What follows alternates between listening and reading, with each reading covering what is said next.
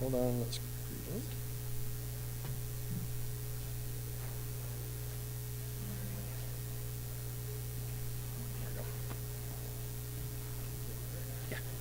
Good morning.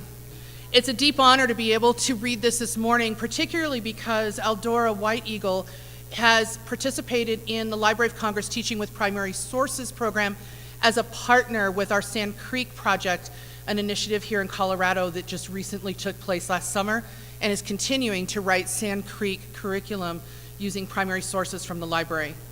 So if you can join me in acknowledging that we reside in the homelands of indigenous peoples, and this is an important step in recognizing the history and the original stewards of these lands. Land acknowledgements must extend far beyond words. The United States has worked hard to erase the narratives of indigenous peoples, and that's taken time. Land acknowledgement statements can help to remind us of the history, the contributions, and the sacrifices of Native peoples that they have made. And we honor and acknowledge that we are on the traditional territories and ancestral homelands of the Cheyenne, the Arapaho, and the Ute nations. This area, specifically the confluence of the Platte and Cherry Creek rivers, was the epicenter for trade, information sharing, planning for the future, community, family, and ally building, as well as conducting healing ceremonies for over 45 indigenous nations, including the Lakota, the Kiowa, Comanche, Apache, the Shoshone, the Paiute, the Zuni, the Hopi, and among others. We must recognize indigenous peoples as the original stewards of this land as these words of acknowledgement are spoken and heard. Please remember the ties these nations still have to their traditional homelands. Let us acknowledge the painful history of genocide and forced removal from this territory and pay our respects to the diverse indigenous peoples still connected to this land. Let us also give thanks to all tribal nations and the ancestors of this place. Eldora White Eagle.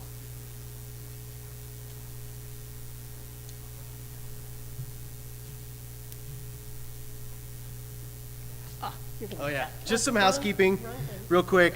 The bathrooms are straight out the door and to the right. If you keep going down, there's more bathrooms too. I know these ones are kind of small. Breakouts and breakout locations. So the breakouts, the three breakouts are on the third floor of the Tivoli. You're gonna go out and to the right, and there's a staircase right there to the third floor. There's also an elevator if you keep going down the other way. The other two breakouts are on the fourth floor in the 440 and 442.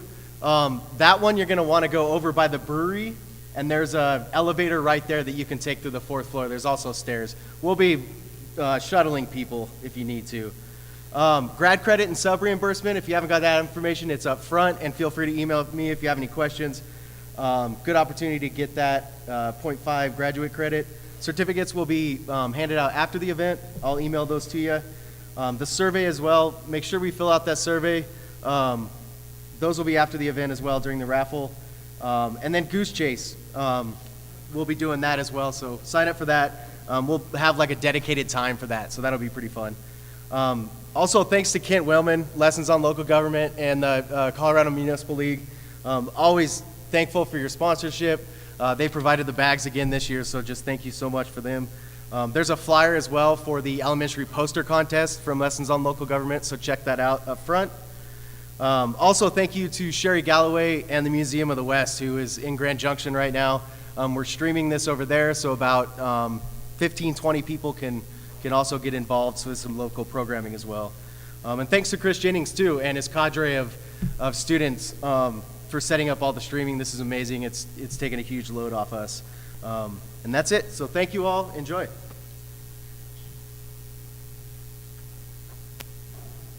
Well, good morning. I'm Peggy O'Neill-Jones, and I'm the Executive Director of the Library of Congress Teaching with Primary Sources program here at Metro State. And for those of you that have been here before, welcome back. And for those that it's the first time, welcome. And thank you all for coming. It's the teachers that make it worth coming back every year now for 20 years. So if you can believe it, this program started in 2004. And this is one of the things that we do. This is St. Elizabeth's right over here, and this is in the late 1800s, and then today. So one of the things that when we started in 2004, our first TLD was right here in this building, right where you are. And we had John Hickenlooper was here, who was mayor of Denver at the time. Chris Jennings, as we mentioned, he's now in the back doing the video, but Chris was the assistant director on the program. And also over on the right, Elizabeth Ridgway, she was the original director of the TPS program, and we lost her along the way. So what else did we learn from 2005 to now 2024? So here's a little walk down memory lane. But when we first started in 2004, digital primary sources were fairly new. And so it was really the awe factor of, oh boy, look at all of these sources, and you can get them, and you can get them for free, and you can use them in your classroom. And we partnered with Denver, with the Auraria Library, with Denver Public Library, with the Colorado Historic Newspaper Collection to help teachers to become aware of accessing all of these sources, digital media, and then what was emerging to be 21st century learning. So in the early years, we did things such as the Lincoln Papers online and how to use them, wikis, podcasts, blogs, virtual newspaper collections, 21st century learning standards. We even were doing some Second Life and Google Earth, and even iPods, if you can believe that. That was new stuff back then. Oops.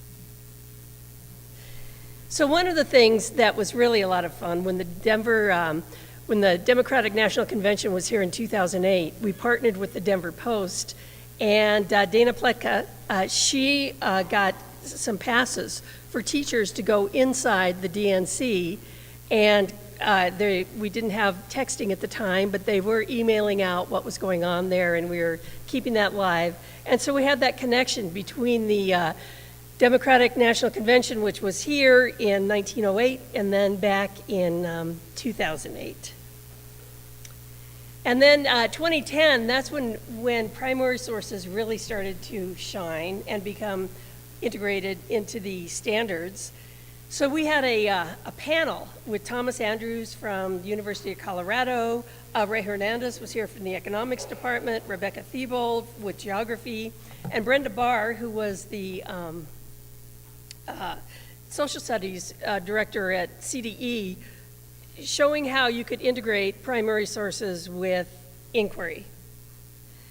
And then TLD met TED. And so with feedback from all of you about how you like information presented and what you wanted, we moved over to a format of short presentations rather than longer 30-minute presentations. And so we had things such as people talking about primary sources in music, poetry, dance, art, STEAM was coming on board, place as primary source, technology integration, cultural responsive pedagogy, and all of the other topics that were emerging. And then COVID hit, and then everybody went upside down. So one of the things that we did during the COVID years is we went online, and we had morning sessions, so it was week-long rather than a day. It was week-long, and we had morning sessions. We had live keynote speakers in the evening, and everything was recorded for teachers. And so during the COVID years, we had things like historical thinking, connections to cultural and institutional places, trauma-informed practices, people of color in the law, literature. So that's what brought us here today. When we look at 2024 and looking at the past and then looking toward the future. So we're going to kick off today, but first I want to thank all of the presenters who have presented over the years. They've been amazing. All of the communities that work with us, and there's so many, History Colorado and all the way down the line. The staff, and a lot of them are still here, a lot of the staff has been here for most of the 20 years, so all the staff that worked with us. And of course, we couldn't do it without the teachers and their input. So this was a caption writing activity from the teachers. And then we want to thank all of our sponsors this year. School of Education, MSU, Museum of the West, National History Day, Lessons on Government, Colorado Municipal League. So I went through that very quickly and told you about all of the great things that we did over the last 20 years. But Michelle, Pearson, and Laura, they put together, let's see, where is that, Keith?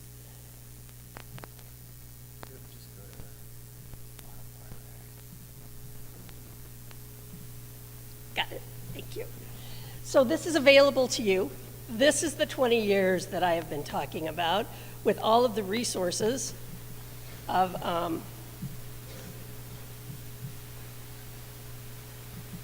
look at this, all of the resources through these years.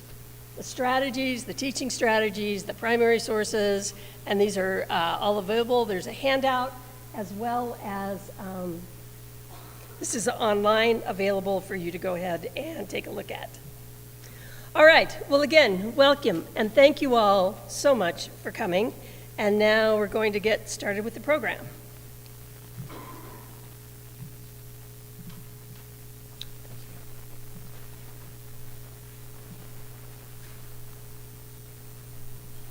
So here I just wanted to show some cool stuff that's happening, or that happened in the 2023 and new collections that are appearing, so your students and you can kind of filter through them. This one's cool. This just happened. Elton John and Bernie Taupin won the Gershwin Prize, so they'll be doing a concert on April 8th for free on PBS at 8 p.m. Eastern, so 6 p.m. our time, so that'll be pretty cool to do. The Library of Congress magazine, if you haven't looked through these, there's a couple in the back there, but these are all downloadable as a PDF. These are phenomenal collection magazines that come out through the Library of Congress.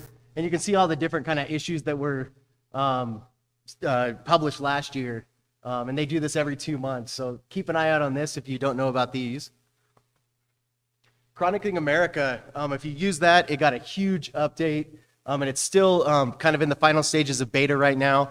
But the nice thing is all the everything is being transcribed, and all of the search results that you do in the universal search on the library will show up on Chronicling America now, which is really nice. You can just get everything in one place.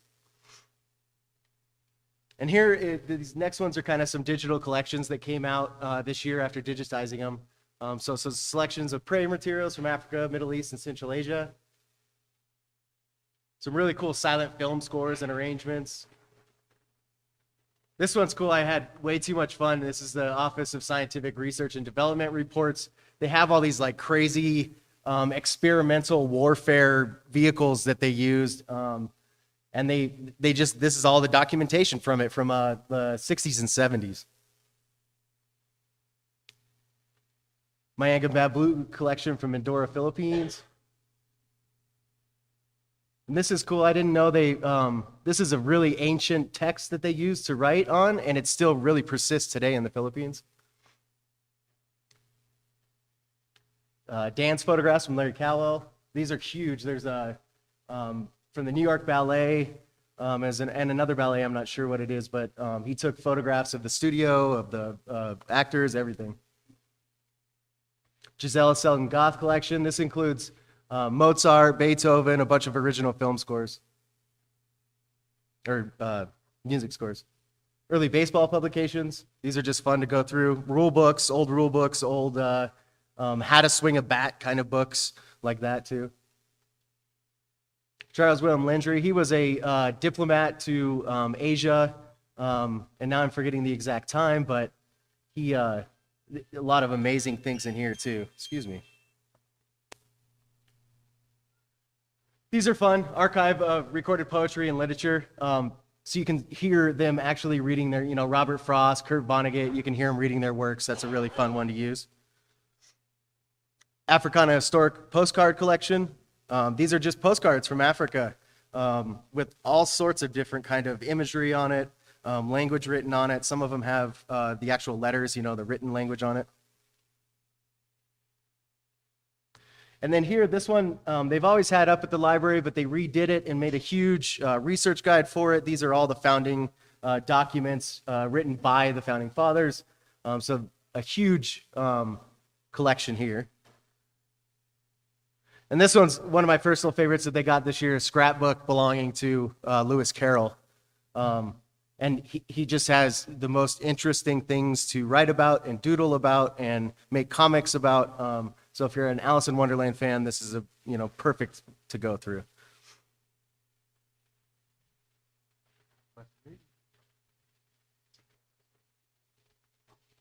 We're doing a little bit of do-si-do up here. And I apologize earlier. My name is Keith Patterson. I'm the director of the TPRIS Western Region program here. And that was Kile Clabaugh, just in case you need to run into us later. I did want to just give a real quick plug about the work we do. Obviously, we work with the Library of Congress. We do a couple of big projects we're going to talk about real quick. One is that we are lucky enough to house the TPS Western Region, which basically means that we are one of 3 regions that's asked by the library to coordinate grant projects up to $25,000 to both promote the resources like Kyle just showed you at the Library of Congress, those and millions more, as well as just how to effective ways of use that in the classroom. And so hopefully you had some sort of connection with what you're seeing, what you're going to see today. And so I ask you to explore that. That's our mission, just to get you excited about those resources at the library, and just to know that those are available to you, that your tax dollars are paying for those, and that's really important.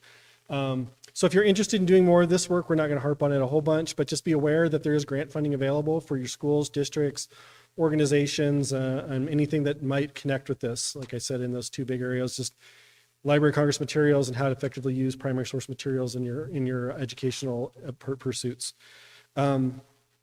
I also wanted to mention just a little connection, some interesting stuff. So the Library of Congress does lots of grant projects. One of them is the stuff that we work with here, but they also just granted some really interesting thing through the Lewis Houghton, who are both senators who passed recently, but they got some funding to create some grants out to do some really interesting projects, especially around music and arts. And so we just wanted to talk real quickly about those. Especially one that was one of our grants out of the Western region, which was a group that's called Time Out of Joint, which works with incarcerated people who have gotten like their college degrees while they're in prison. When they release, they work with them so they can go out and do teach, basically. So they do that they teach some Shakespeare, and they teach workshops for teachers and students, kind of to let them kind of get over those hurdles that'll keep some of those at-risk kids from getting into prison, really telling that story for people who are incarcerated and kind of got through that thing and got over that hump and improved their lives through education. Just also wanted to mention some other projects that have been done through the Western region. We got a grant with Adams 12, so any of our Adams 12 here, I think there's going to be some here. Yeah, there they are, Cassie and her crew. They did a grant up in Adams 12 about adjusting their curriculum for the new Colorado standards, the minority inclusion and genocide standards. And so their materials are available. So they did a grant with us. Cherry Creek, as Michelle mentioned earlier, no, that's a different one. So Cherry Creek did a project in partnership with the Colorado Department of Education, creating specifically LGBTQ+ resources using library courses and materials to meet those standards for the Colorado standards. And one of our speakers today is going to talk a little bit more around that. We also had that project that Michelle that shared about working with Sand Creek and working with the Sand Creek Massacre resources that they're building, and many, many more. We just did a project that's going to be coming online with CSU, and we've done projects with NHD in Colorado. So we've got a really nice family that's grown and taken advantage of this funding. And I'll skip on that. I also just want to really quick mention before we kind of get into the bulk of the day, if you have any sort of literacy project, the Library of Congress is also the home of the literacy.gov, and they give out awards every year, and they have awards that are coming out that are open right now through the February 19th. And so there should have been flyers around somewhere. Hopefully you grabbed that. Read into that because they didn't have a whole lot of applicants. So if you have a project that might align with one of their awards, and it's an award, not a grant, so they just give you money if you win the award. Check that out. I promised them I would plug so we could try to get some people to apply for that. So it'd be really awesome if we could get some Colorado educators to get recognized for their literacy work. Also, just a really quick plug, you've got on one of the back of your flyers, the TPS Teachers Network. We also run that out of our office here. That's basically an online community, peer-to-peer, where you can go on and continue this conversation after we're done here today. Again, around that bigger conversation of the Library of Congress and primary sources. You can talk to us about it. We run that out of our office. Carrie Veach is one of our mentor teachers who works in there, so you can talk to her about that as well, and she's there to help as well. So check that out. The flyers there. There's a registration. It's free, and it's basically a bunch of people like you across the country who are doing all sorts of interesting things with Library of Congress resources. And I think that moves on to the next piece. And actually, I think we'll go back because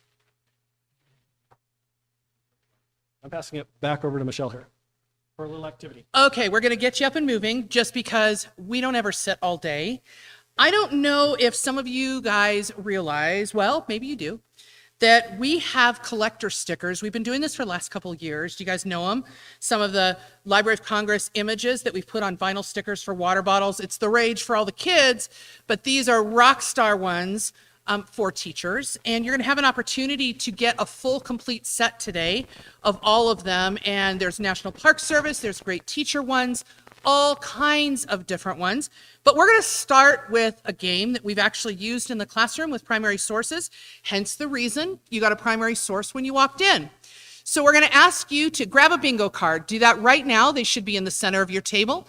If you don't have one, then get one from a next door neighbor table or somewhere else. I know you guys have a myriad of different things. You can thank our TPS Library of Congress for all those things in the center of your table, but look for that bingo sheet. So we're in a condensed amount of time. We're going to take about 15 minutes, and here's the rules. Are you ready? Because if you want to win your complete set of collector stickers, this is the way to go. We're going to play a couple rounds. We're going to start. I'm seeing everybody talking. We're going to start with your bingo card, and we're going to ask you in just a moment to move around the room. This is an opportunity for you to meet some friends here, people you know, and new friends that you haven't met yet. Each box on the primary source bingo card has something that you've got to find. When you find a person with that primary source, they need to initial that box. We're on an honesty scale today, so they may not initial multiple boxes, one box at a time.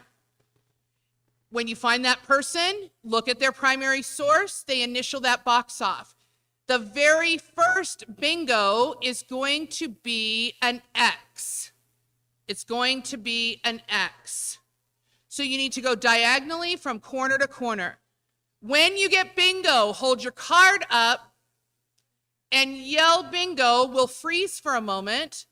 We'll check your card, and then we'll give you the next set of instructions. This is going to move pretty fast. Raise your hand if you heard the instructions. Okay, are you ready? Go. You got to get up and move. Let's see you find your primary sources.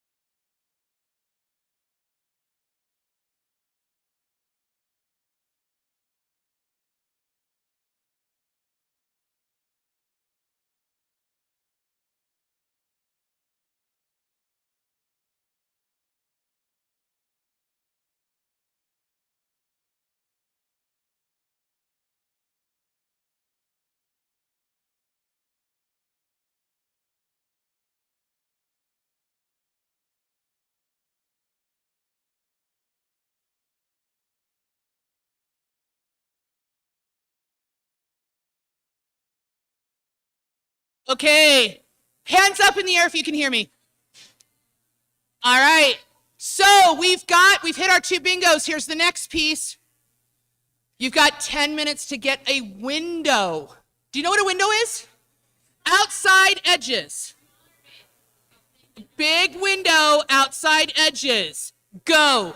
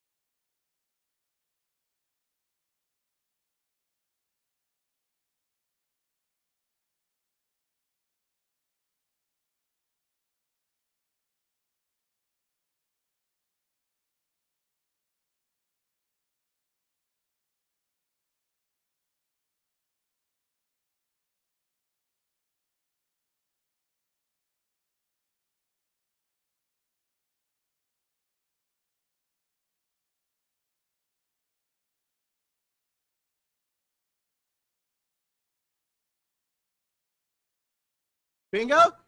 Bingo over here. Raleigh.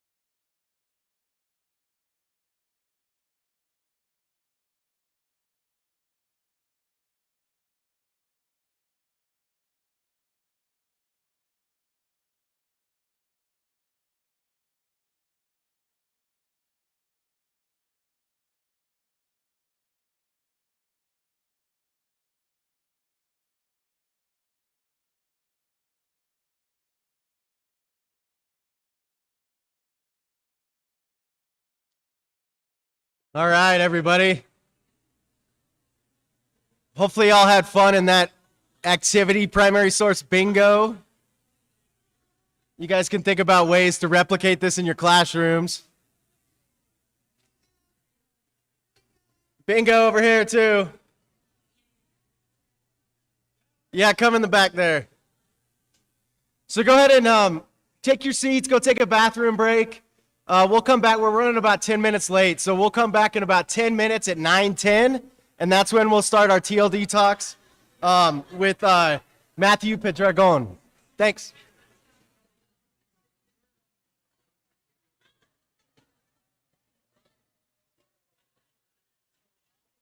are in the presentation. So if you look at the links, or there, you can have it, but it's the, yeah, it should all be in the notes. Where is it? There it is.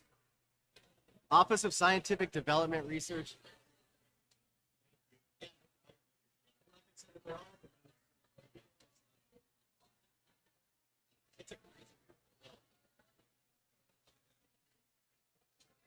Yeah, 1940s, Roosevelt approved an external issued by the Council of National Defense, a First World War era group of 6 cabinet secretaries, coordinate support for ongoing upward and wear effort. Yeah, dude, there's some like the weasel up there. It's like a pretty famous. It's called the weasel. It's like.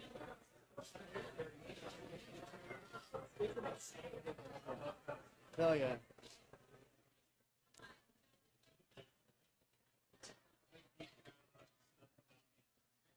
Oh yeah?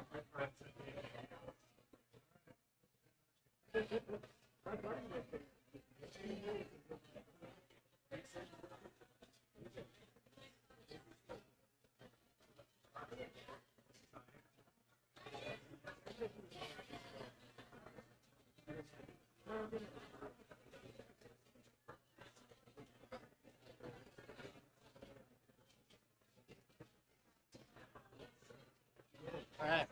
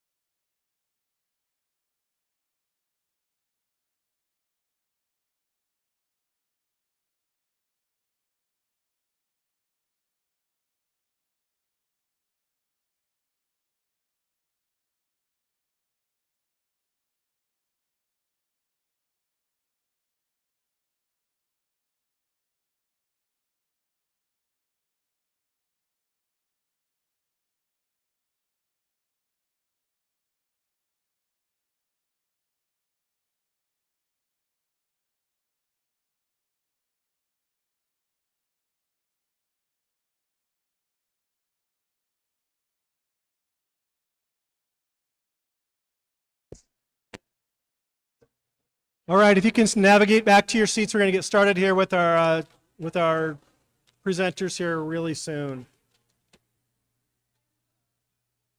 Oh, I have the power of quieting down the room. That's impossible. How was that activity? Did you like that one? Thumbs up? Yeah, that was fun. It was good. It was good to come around and see you all with the primary sources and say hello. All right, well, I'm going to go ahead. I'm going to introduce our first speaker for the day, and it's Matthew Pedregón. And as a partner in the Department of Equity, Culture, and Community Engagement at Cherry Creek Schools, Matthew believes in the power of storytelling as a way to build a more nuanced and empathetic understanding of others whose experience differ from our own. In his current role, Matthew has an opportunity to support the equity work done at Cherry Creek Schools by coaching and consulting with principals, teachers, and other district leaders to design and facilitate learning experiences for a wide variety of personnel and serve as an advisor in an advisory capacity with several committees, task forces, and working groups. With a focus on LGBTQ plus identities, Matthew strives to make Cherry Creek Schools a more affirming place for queer students, staff, and families. And with that, Matthew.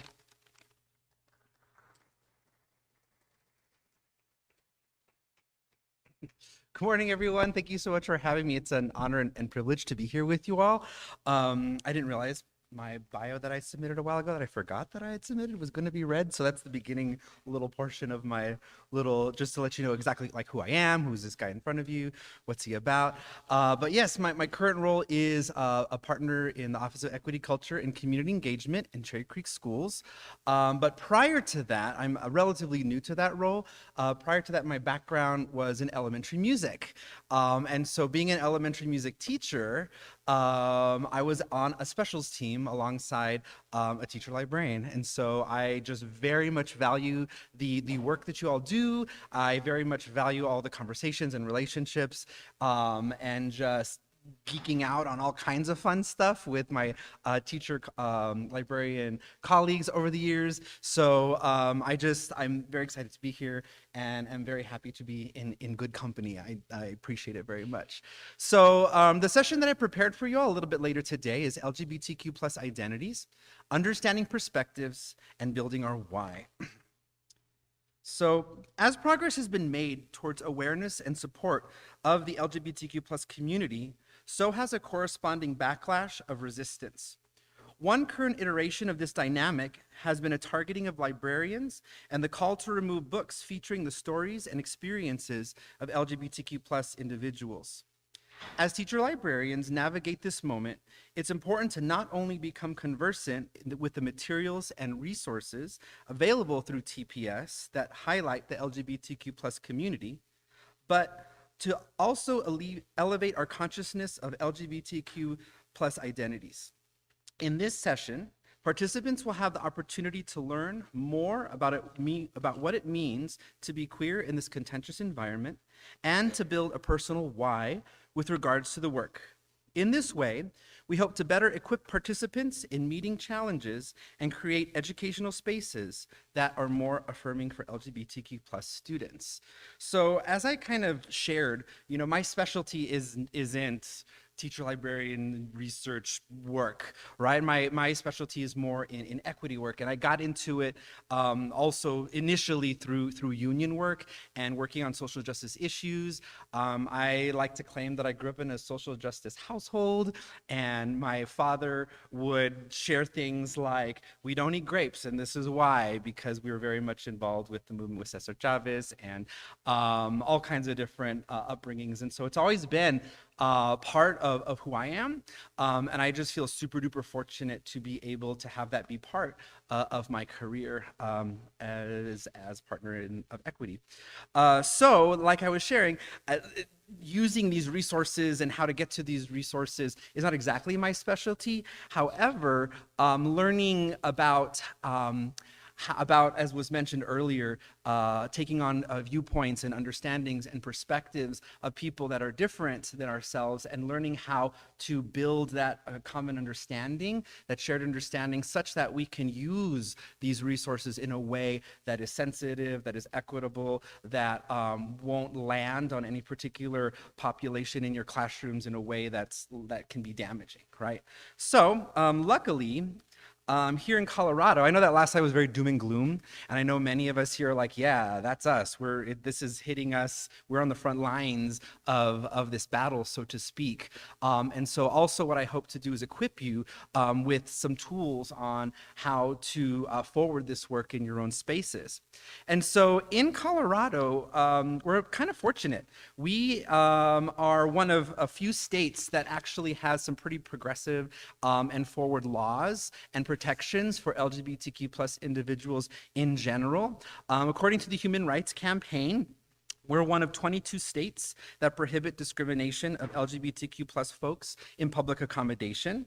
21 of 23 states that prohibit discrimination in areas of employment, and one of 22 states that have protections for LGBTQ plus in housing and discrimination in housing.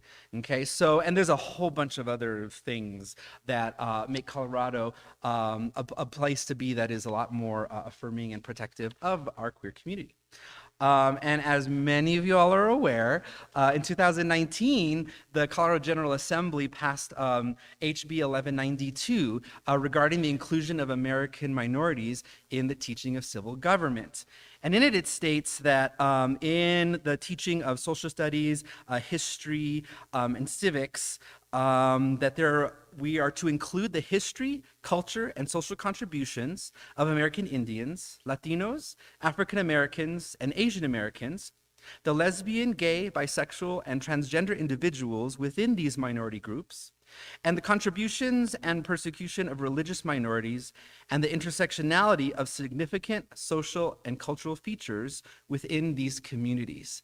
So whereas many portions of the country, many states are rolling back this kind of work, are putting limits on what we can share in the classrooms, putting limits on the kinds of, on how we're going to be teaching the history of our nation, Colorado specifically is enumerated that no, we're going to actually elevate these voices. We're going to elevate the people who have been left out of the teaching of history, such that future generations will be able, because they know better, to be able to do better.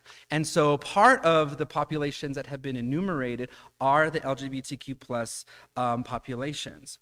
So there is light and there is directive to do this work. And so then the question becomes, how do we tackle this, right? Because I meet a lot of educators in my places and spaces that are like, okay, what do we do now? What resources are there? And there's this kind of scramble for what to teach and how to teach it and how to contextualize it, because these histories have been kind of left out of the normal narrative. So then it's becoming our place and time to kind of construct those and to be able to contextualize those with fidelity. So, and so here's a little what to expect if you make it to my session. This is my fancy way of saying agenda, but that's what it is. It's an agenda, even though it says intentions. So I have it split up into, yeah, it's just a fancier way to do it. So I have it split up into two halves, a half of adaptive work and technical work. And I'm going to share with you a little bit more about where those terms come from and a little bit about what they're about. But just in general, adaptive work are things like our mindsets, our beliefs, and our understandings, where technical work are things like solutions, practices, and action items. And both are very important. However, if we are only given the technical without the adaptive, those technical solutions can be handled and used in ways that could be damaging to folks in our places and spaces, right? We can give you book lists and action items and best practices, but unless we have the lens with which to view these resources and our students and our populations in front of us, we might not do the very best job in knowing how and when and where to present which materials, right? And so the session that I have prepared for you is going to work mostly on the adaptive, because like like I said, my area of expertise is not in primary resources and these sorts of things, but my hope is that to allow you to give you some tools to be able to use these things in ways that can be most beneficial for your populations back in your spaces and places. So the adaptive half is going to be building our individual and collective consciousness of LGBTQ plus identities. And we're going to do this through hearing some student stories, looking at some statistics, through some qualitative and quantitative data, and really kind of digging into those and helping that kind of build our why as to why this is important for our queer students and the general population as a whole. And also interrogate the concepts of normal as it pertains to LGBTQ plus identities. So we're going to kind of look at what this idea of normal, what it is. Like, whose identities does it elevate? Whose identities does it diminish? Whose identities does it erase or harm? And how can we kind of open that aperture of what we consider normal and to kind of consider normal as this malleable, flexible kind of thing in order to make space for all populations that come to us. And then there's going to be some technical work. We're going to actually go through and define some of the terms we use as identity markers within the LGBTQ plus community. I know back in the day, I'm going to date myself a little bit, there was an L, there was a G, and there was a B, and that was it, right? And so now, now that we our collective consciousness of society has kind of come to understand gender and sexuality in a much more nuanced and complex way, it's important to know some of the terms that folks use to identify within the community, and understanding, this is gender identity, this is sex assigned at birth, this is sexual orientation, et cetera, et cetera. We're going to break all that down for y'all, as well as come to understand some of the laws, resources, and solutions available to help LGBTQ plus affirming spaces. So as I had mentioned a little bit earlier about kind of being on the front lines of this work and meeting a lot of resistance in our places and spaces, I think it's important to have some like go-to resources as far as conversation pieces, as far as advocacy pieces. What things can I say when somebody hits me with something that I'm like, whoa, that is not a comment that I care to hear, much less have to address and unpack and move somebody forward through these conversations. So those are the intentions for our time together. So I very much hope to see you all there. And that's it.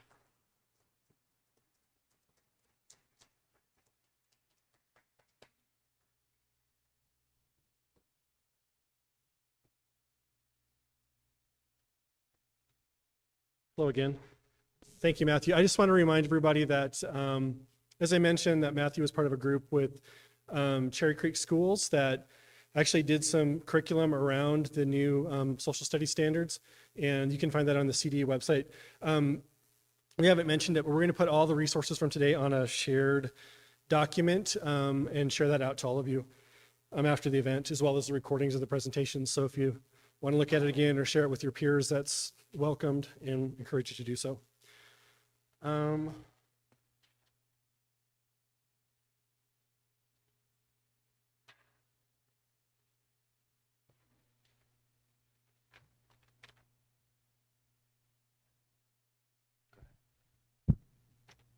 We're tag time. Kyle's doing the tech and I'm doing the reading. Our next speaker is Matt Makley.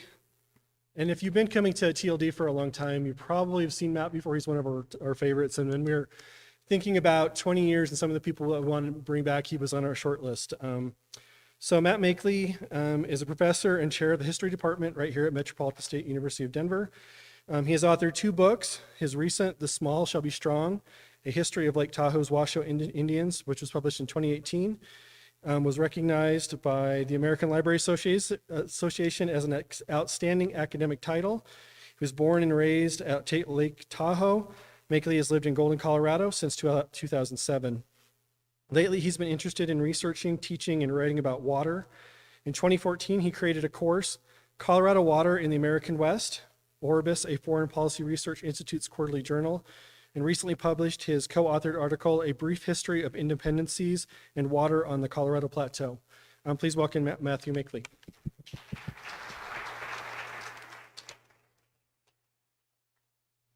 Good morning. Welcome and well met, my colleagues. We are on the front lines of a battle for the soul of the nation, and I don't say that lightly. Matthew's excellent talk prompts us to remember that the stakes are as high as they've ever been in American education. And, I just fortunately chose a table that happened to have Derek, who is a former student who is now 5 years into his teaching career.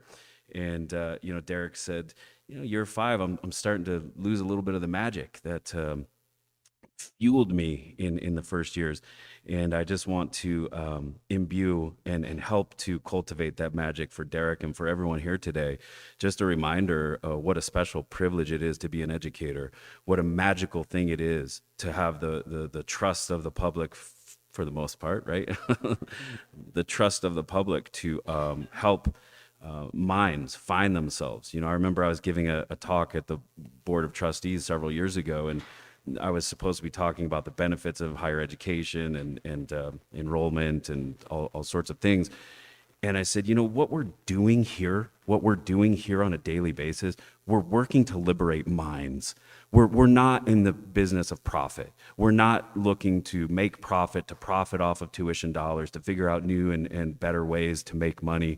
We are, those of us who are called to education, which I believe, is a calling. We're engaged in work that is deeply meaningful and impactful. And like Derek and I were talking about, we may plant seeds with students that do not bear fruit for years afterwards, 10 years afterwards, 15 years afterwards. But never doubt that what you do on a daily basis with students has the ability to change lives.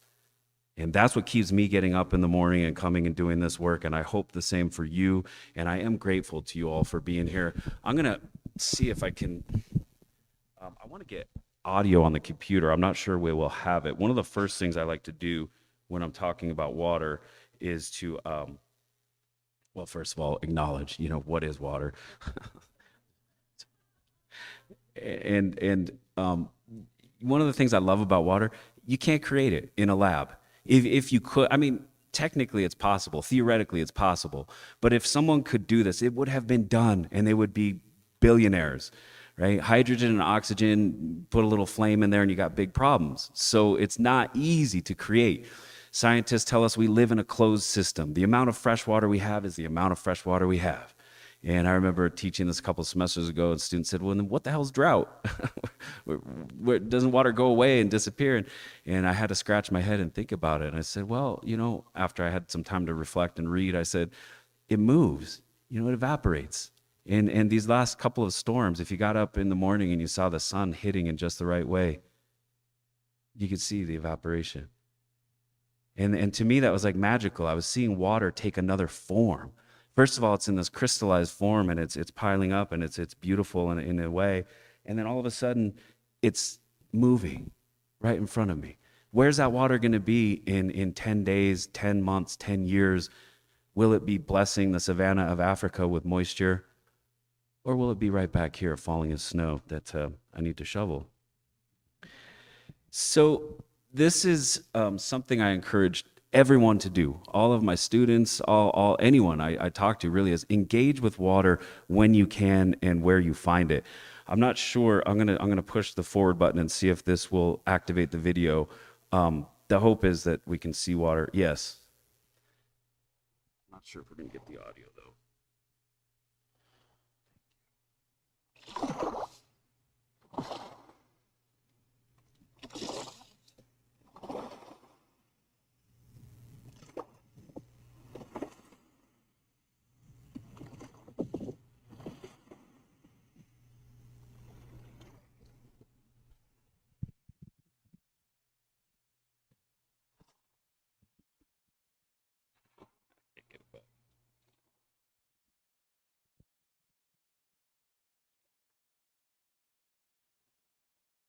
notice how grounding it is. Immediately, you feel relaxed. This is a video I took at Lake Tahoe, which is where I'm from, last October.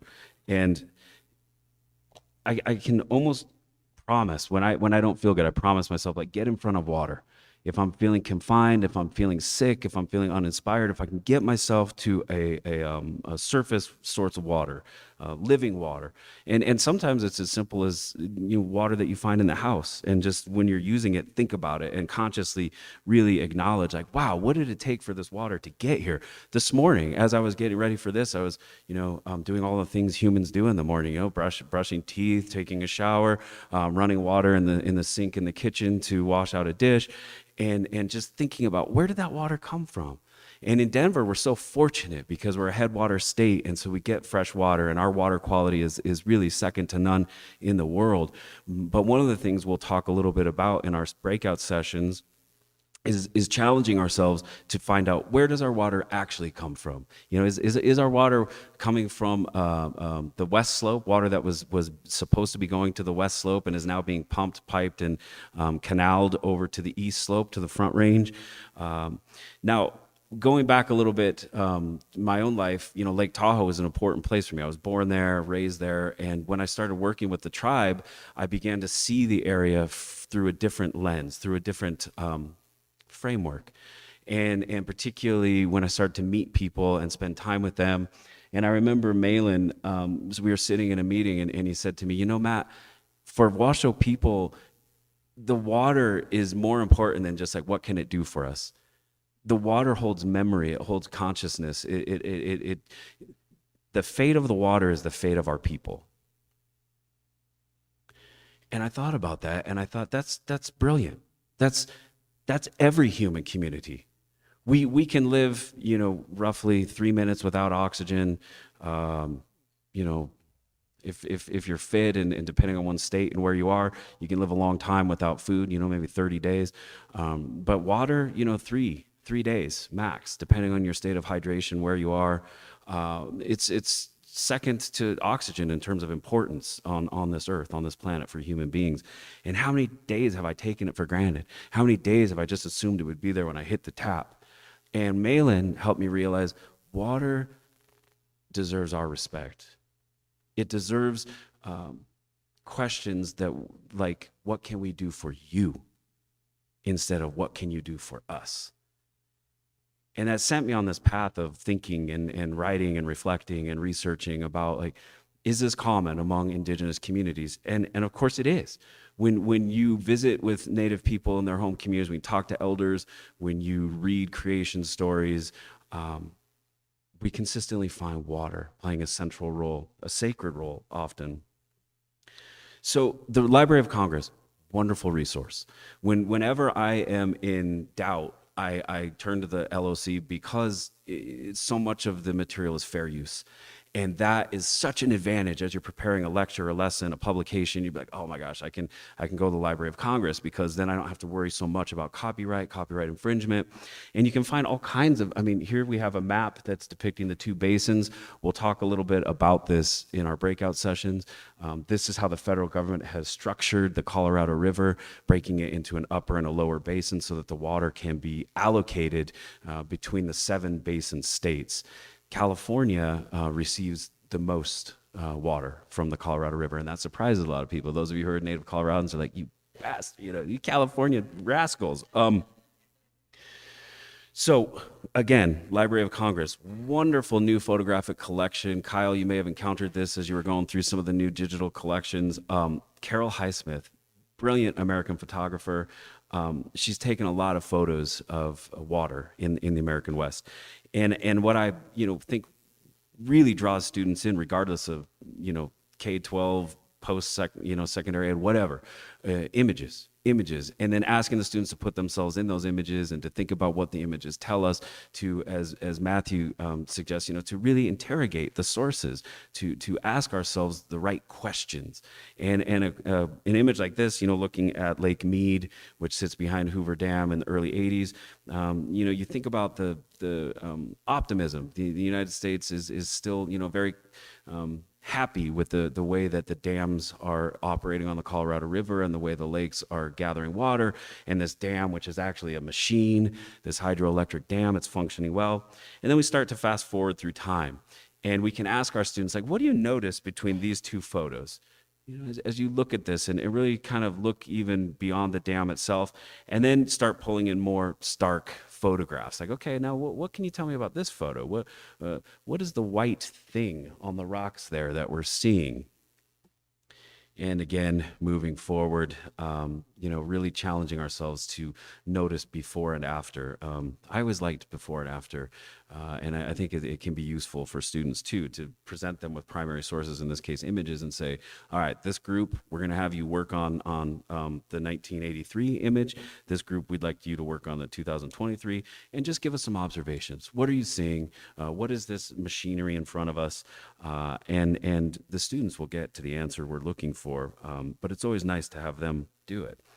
The other thing I think is really critical is that we take seriously the prospect of losing water. When we think about this, we typically think about other nations. We think about sub-Saharan Africa. We think about places in South America, like Uruguay, where they quite literally, Montevideo ran out of water because of just terrible infrastructure and a host of factors beyond the range of this talk. However, what we need to do is pull ourselves a little bit closer to home and say, could this happen here? Not only could it is, and it happened last summer. You know, Rio Verde in Arizona, which sits north and east of Scottsdale, had been contracting with Scottsdale for their water, and Scottsdale had water shortages, and so they turned off the water. And residents in Rio Verde were looking around going, what the heck happened? Where are we going to get our water? How do we do this? And they started having to have water trucks, tanker trucks, haul in water, and they were paying far more per gallon for water than they were gasoline. And it's a grim thought to imagine that in the future, but it demands us, it calls us to study water and to understand how all of this works. How do we avoid water speculation? How do we avoid wealthy investors, groups of wealthy investors coming up and buying water rights and saying, we're going to use this for our own purposes and we don't really care about your city and we don't care about your municipal needs? Well, Colorado has structured within their system of laws a safeguard, and it's called beneficial use, which we'll talk a little bit about in our breakout session. It's associated with prior appropriation, which is the law that determines water in the American West. Quite different than water law in the East, where there's plenty of water, right? Their problem is they have too much water in some places, and so the laws have to reflect the environment. And here we go again. You know, several years ago, we did a talk, Place as Primary Source. And I loved that. That was Teacher Librarian Day. Gosh, I don't remember how many years ago it was. But, I'm a firm believer that we take students out to see the places when we can, if we can. And we think of the environment, and in this case, particularly water, as a natural resource, which it is, of course, but also a historical record, something that we could study, something we can appreciate. It's tangible. So I'm just going to quickly kind of orient you to what the breakout sessions are going to be today with the last 7 minutes I have. So one of the things I like to do is ask, can we learn anything about the future from the past? And the short answer is probably not. There's that saying, right? If you don't study history, you're doomed to repeat it. And yes, it's cool. And I agree with a lot of what that statement is getting at. But I think if it was true, there wouldn't have been World War II. You know, someone else said that, and I thought that was brilliant. Like, yeah, we studied World War I quite a bit, and we ended up with World War II. So I don't think just studying history is enough. But I do think we need to focus on, particularly in the American West, the United States has been here how long? It depends where you start the clock, but most people would probably start at 1848. You know, the Treaty of Guadalupe Hidalgo ends the war between the United States and Mexico. So we're in the hundreds of years. Maybe we should go back and talk with and learn from people who've been here in the thousands of years. You know, we were so busy conquering and pushing things aside, and this is the hubris of conquest, right? The Romans did it, the Persians did it, all conquering nations do it. you become so self-important you think that the people you're conquering have nothing of value to teach you and your civilization.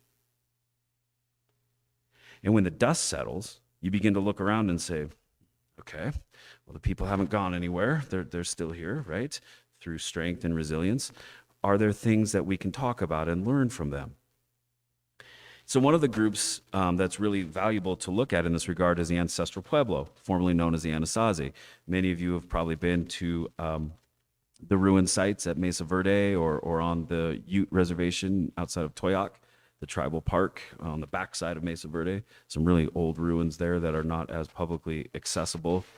Or you've been to Chaco Canyon or Canyon de Chelly. I mean, all this is in our backyard. That's the nice thing. We can make these trips and we can do it in a day or two to see these places.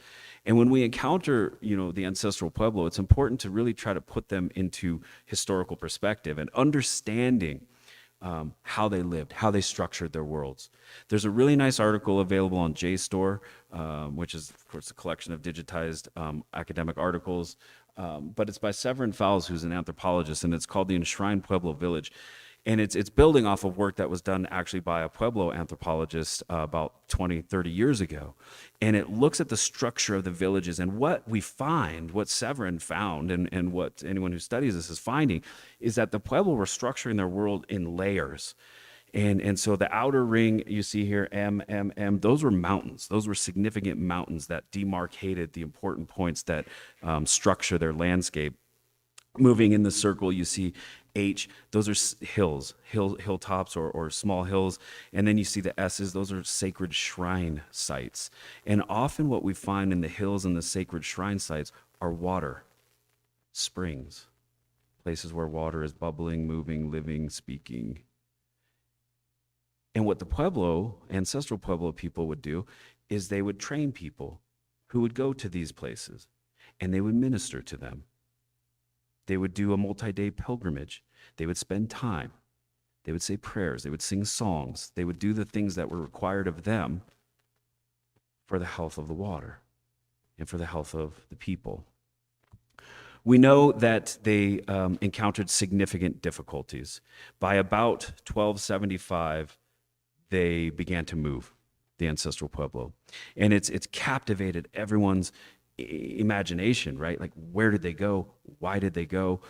Same thing with the Maya. When you go down into Guatemala and you think about parts of the Yucatan, where did they go? Why did they go? Well, we're starting to understand it has everything to do with climactic shift. When we look at Mesa Verde, when we look at Chaco Canyon, and believe me, Chaco Canyon is this wonderful mystery. I'm sure many of you have already studied this and gotten into this. The more we can invite students into thinking about stuff like this, the more people we're going to get studying history, archaeology, anthropology, and using that education to enrich their world and the world of those around them. And today, all of the talk is about employable skills. How can we train them to be employed? It's like, that'll take care of itself. Liberate minds, that'll take care of itself. And we could do that through place. We can do that with water. And that's going to be the point of what I want to do today in the breakout sessions. I want to think about cool stuff like this, the solstice calendar. Fajada Butte keeps track of not just the movement of the sun, but also the moon. And then, as it turns out, there's a little glyph next to it up on the shoulder of Fajada Butte, which is actually a blueprint for the structure of the principal building in Chaco. And we start to examine this and ask, what is this? What is it telling us? And what we learn is that the Chacoans, the Ancestral Pueblo, they were very much aligned with the movement of heavenly bodies and certainly cued into water and its importance. And the descended people are still with us. But why did they go from here, Mesa Verde, Chaco Canyon, to here, to the Rio Grande? It has to do with water and access to water. So, what we're called to do as educators, let's get our students interested in this kind of stuff. Let's make it meaningful. Let's make it impactful. And then let's tie it close to home and say, water, every day. You use it every day. You can't exist without it. How can we study it, appreciate it, learn from it, and make it more widely applied throughout our curriculum? So I look forward to spending time with you in breakout sessions today. Thanks for this 20 minutes, and I wish you all a really good rest of your day.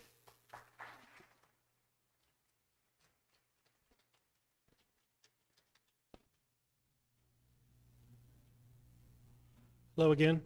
We're going to take a short break so you can get up and stretch and, find the facilities and such till about 10 o'clock, and we'll come back. So freshen up your beverages, and we'll see you back at 10.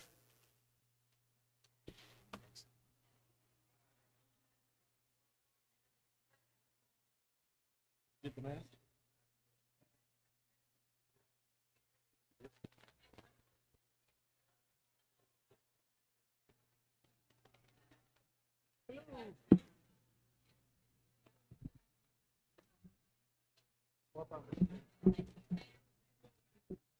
Sure.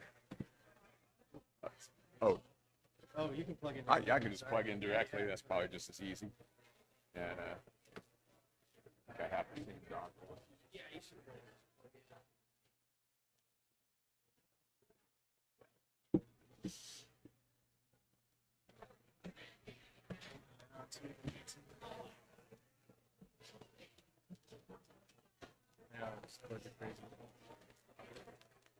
Oh, yeah, I'm sorry. You can use your dongle. That's easier. It's all right. I needed. Oh yeah, brought one of those. You have one too. But You need this one then? probably not. Okay, cool. I've never seen a timer on these.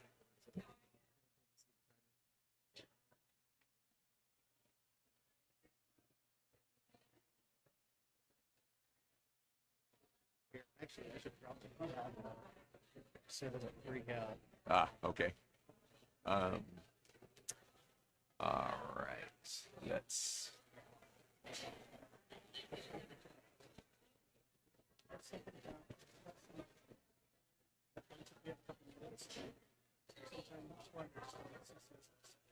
Oh, okay.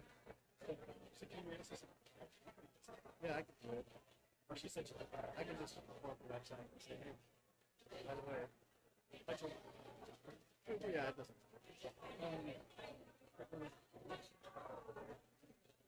Yeah, I saw 190, but there are still a couple people coming in, so.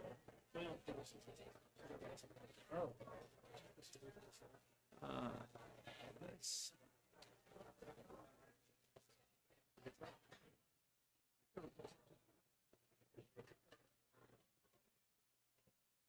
They're just creating her and stuff. That's okay.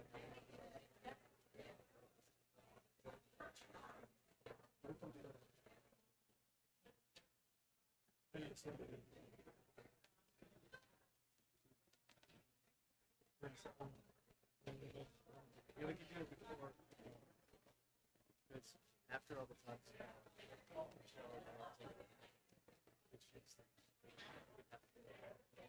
or I could just do it for the shots.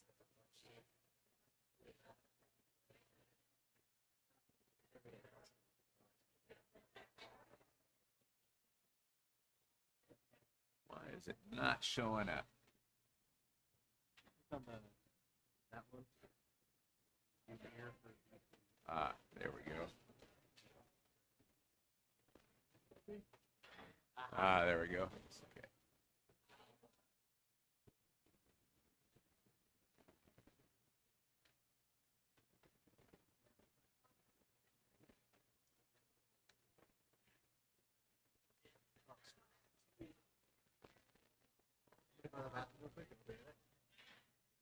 Thanks for coming. You bet. Thank I'd you. like to sprinkle a little science in. Yeah. A little bit of everything. Just reminded that you did the scale model on the mall there. Yeah, I'll talk about that a little bit here. It's one of my favorites that are out there. Walk with us, Mike. There's or- a open mic. Just pull that one out. I think, there's not a whole lot of room on that one either, but That's all right. I'll just stay over. Okay.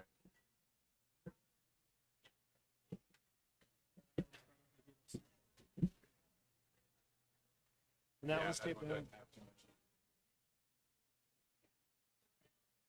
much. When you work with, so I'll tape Yeah. that down too. But I'll at least take it out of here.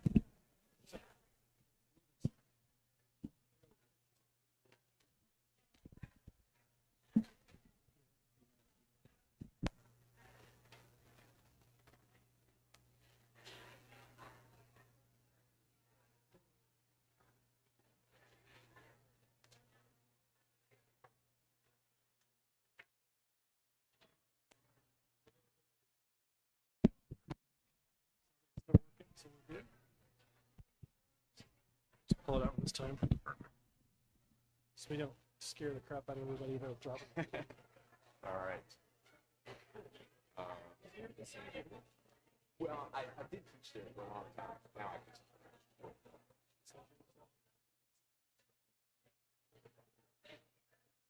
It's like my wife says,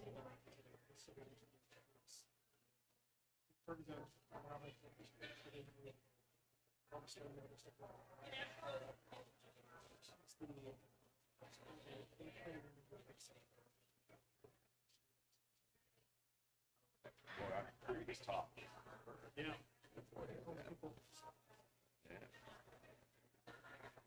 Such a good balance. So the kids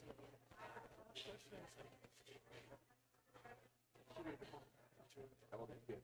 14 and Start high school. just picked out.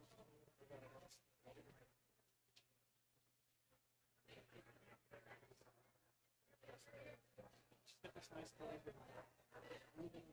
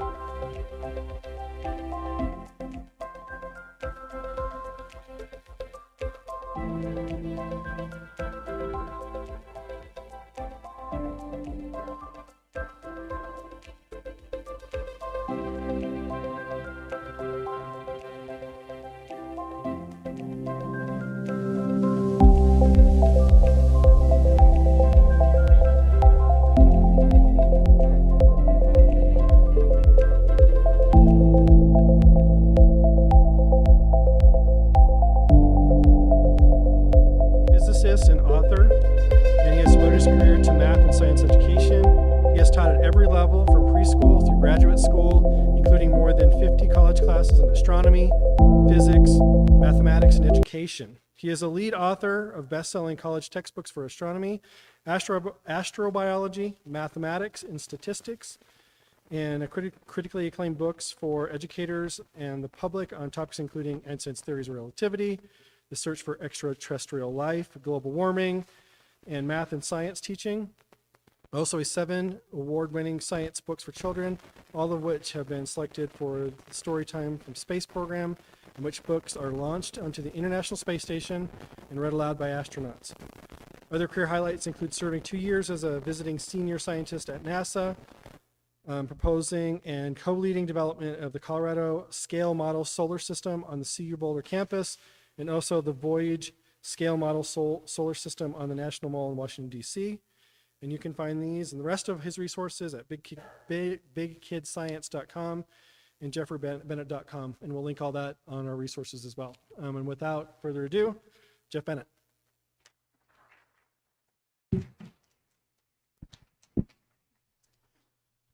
Thank you very much. It's great to see you all here, and thank you for inviting me here today. You know, I do a lot of talks, and usually I have a particular thing I'm going to talk about, and then it's easy for me. But Kyle said I should tell you something about my personal story and background, and I've never tried to do that before, so hopefully I can do something like that with you. So I decided to call it the cosmic perspective, because that's kind of the way I focus all of my career efforts. And you can see that also happens to be, hard to see on the screen there, the title of my astronomy textbook. And I've been doing this for a long time, because you can see we're in the 10th edition now, but you'll notice the basic theme is the same in all the different covers. You know, see here, got people canoeing on a lake with the James Webb Space Telescope deep field in the background. And the idea is supposed to be that by learning about the universe, we learn about ourselves and our planet in a way that enables us to appreciate the planet more and to appreciate the importance of all of us getting along together better than we would if we didn't have this understanding. And in the breakout sessions later, if you come to mine, I'll talk a lot more about this. I'll give you a little bit of a taste of it today, but since I told you I would tell you a little bit about my background and how I got to where I am, I thought I would do that very briefly first. I got my undergraduate degree in biophysics, but I was always very interested in teaching and this cosmic perspective idea, and that led me to switch over to astrophysics for graduate school. But in terms of how I got to where I am today, it was 2 things that I did while I was an undergraduate and a graduate student that really kind of pointed my career path. And the first was I spent a lot of time teaching. I took a gap year, and then during all the rest of my undergraduate career, I worked at an elementary school in a grades 2nd and 3rd grade classroom. And I did a lot of science and astronomy with the kids, and that led the parents to ask me about what I could do in the summer. So I started my own summer school, which I called Our Future in Space, and I took kids from grades 4 through 9. There's a picture of some of my kids back in the late I think I was 81 or 82 that I was teaching with. And the other thing was that while I was teaching these kids and trying to get them to understand a little bit about our universe, I realized one of the biggest misconceptions that kids have is about the scale of things out there. So I started doing scale model solar systems with my elementary school kids.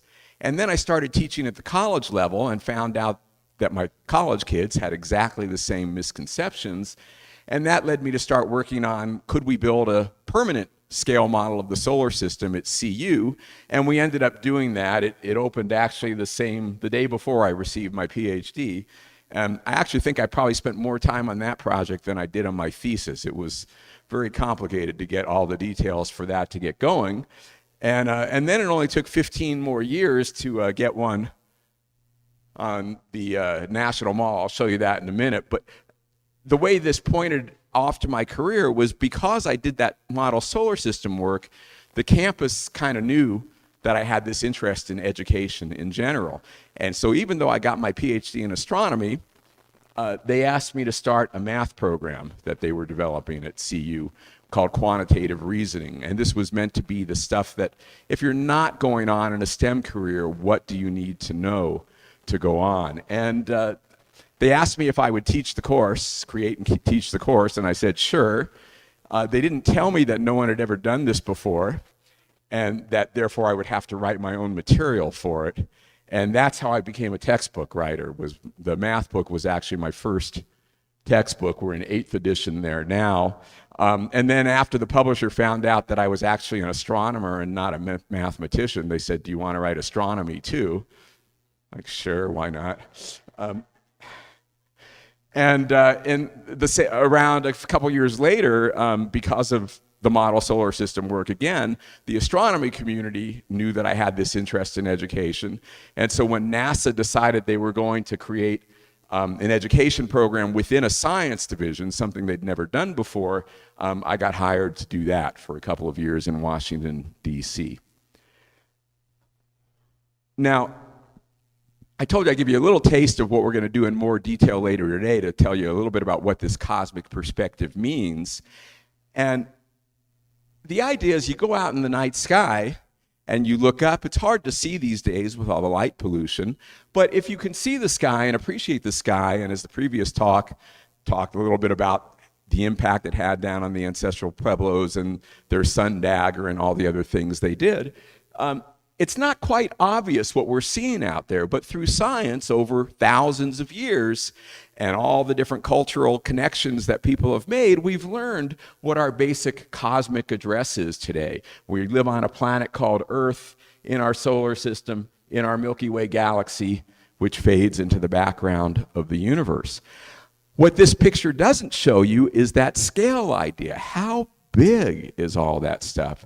So I'll tell you a little bit about that. So here's a picture that shows you the planets and the sun to scale. So you can see the Earth is really tiny. It's smaller than sunspots on the sun. Even Jupiter pales in comparison to the sun in size. That's the sizes of things, but what about the distances between them? Well, in order to show that, that's where our scale model solar systems come in. So here's the one in Washington, D.C. Like I said, it took about 15 years after our Colorado one to get that one built. And now we're spreading them across the country, including we've replaced the one in Boulder with a Voyage scale model just a couple of years ago. And the idea is, if you can see it on the screen there, I know it's a little rough with the brightness, but that is the sun right there at 1/10 billionth of actual size. So it's about the size of a big grapefruit. And I'll do what I do with the kids here. If that's the sun, show me with your fingers how big the Earth will be. Okay, so if you most of you got it. It's about actually a little smaller than the ballpoint in a pen on that scale. Kind of amazing how small the Earth is compared to the sun. But where is it? Well, This is on the 1 to 10 billion scale. You have the sun there. You can walk to Mercury, Venus, and those other people are standing at the Earth. So it's about 15 meters away, 16 and a half yards away to walk to the Earth. Whereas the moon on this scale, well, the Earth is that little tiny ballpoint balanced on the tip of my finger. The moon is even smaller, about a quarter the size of Earth. Where is it? It's about that far away, inch and a half or so. So you think about that, on this scale, that's the farthest distance a human being has ever traveled. And yet you got to walk all the way to here to get to the sun. And then you can keep walking down that way to Mars, Jupiter, on out to the model does go to Pluto. We still kept Pluto, even though it's a dwarf planet. And it's about a third of a mile to get to Pluto. And so you can see there's the map on the National Mall in Washington, D.C., right? So there's Earth and out to Pluto. And again, remember, on this scale, that's the farthest a human being has ever traveled. It's kind of amazing. But then you say, well, where are the stars on this scale? Where's the next star? Alpha Centauri, the next star system, the closest star system beside to our own. Where is it on this scale? It's the distance across the United States on this scale, just to get to the nearest star. So imagine that, just take a little simple example. You're aliens, and you're going to come visit the Earth, right? You're doing at least the equivalent of traveling across the United States, while us humans, that's the farthest we've ever been able to travel. A big difference in the level of technology and sophistication we'd have to have. And that's just to the nearest star. Then in our Milky Way galaxy, there's something like 100 billion, actually probably several hundred billion, but I use 100 to keep the numbers simple. 100 billion stars in our Milky Way galaxy. Based on recent discoveries, we know that most of those stars have planets around them. Most of them probably have a planet at least somewhat similar in orbit and size to Earth around them. We don't know if that makes them Earth-like for sure, but roughly speaking, there's got to be something like 100 billion Earth-ish planets in our galaxy as well. So how can you put a number like that into perspective? The scale that we have isn't going to work because we were already across the United States for the nearest star, so we're going to run out of space on our planet to do anything much more. So instead, let's do it a different way. Let's ask, how long would it take you to count these 100 billion stars or 100 billion Earth-ish worlds out there? We'll do it like I do with the kids. Let's do it together. Let's count to 100 billion. Ready? 1, 2, 3. Okay, some of you teach elementary school kids, and they're going to object right now because they're going to say, you're counting too slow because I can go faster. Right? And you say, show me. 1, 2, 3, 4, 5, 6, 7, 8, 9, 10. Okay, good. But what about when you get to 38,492,467,391? Will you still be able to go that fast? And do you even know what comes next? So counting to 100 billion is not going to be so easy, but imagine you could do it at 1 per second. It would take you 100 billion seconds to do it, which is very easy to convert into minutes, divide by 60 again for hours, divide by 24 by days, divide by 365, and you'll see that 100 billion seconds is about 3,200 years. So just to count the number of Earth-ish planets in our galaxy would take you more than 3,000 years, let alone to name them, study them, see whether they actually are like Earth, figure out whether they have aliens on them, and so on. Just to count them would take you more than 3,000 years. And that's just our Milky Way galaxy. There's that image again from the James Webb Space Telescope. There is more than 100 billion galaxies in our observable universe as well. And if you put those numbers together and say, so how many stars or Earth-ish planets are there in our observable universe? The answer is, well, that's my son when he was really little. He's graduated from college now, so it's an old picture. But I asked him to count the grains of sand in that shovel, and that was his response. But imagine you could do it if you counted all the grains of sand, not just in that shovel or on that beach, but imagine you could count all the grains of sand on every beach in the world put together. Turns out the answer, estimated, the number of grains of sand on all the beaches in the world put together, is about the same as the number of stars, or Earth-ish planets, in our observable universe. So just start thinking about that for a moment. At all the grains of sand on all the beaches on Earth, we're just one grain. Then you might think, what's the chance we're the only ones thinking about this? Doesn't seem very likely, but we don't yet know for sure. And again, I'll tell you a lot more about this in my breakout sessions, but for now, I think you can already see the main message in all of this. The main message is we are not the center of the universe. And the reason I call this the cosmic perspective is because I believe that that's the most important thing for humans to know. Because I would argue that every single problem we have can be traced to people who aren't absorbing that lesson, and therefore suffer from what I call center of the universe syndrome, in which they believe or behave as though they think the universe revolves around them. And, you know, anybody who's studied astronomy has come up with this kind of idea, and Carl Sagan was perhaps the most eloquent about it.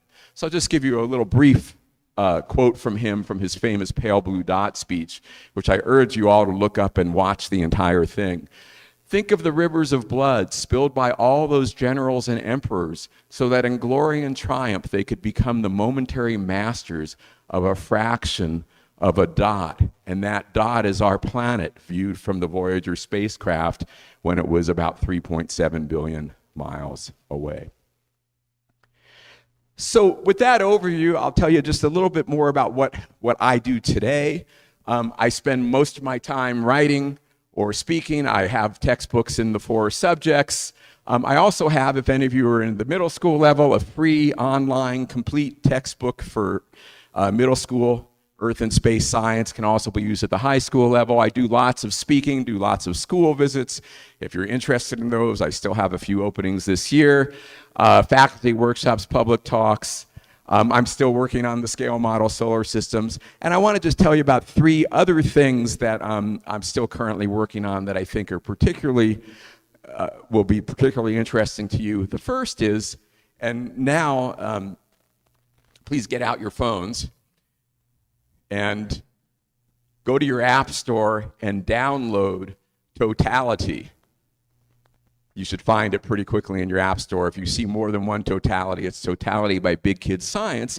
And I think you probably all know that this is because we have coming up on April 8th, this amazing solar eclipse. It will be total on a path coming up from Mexico through Texas and up to the northeast here. Here in Colorado, in Denver, we'll have about a 65% partial solar eclipse, which is still going to be very, very cool.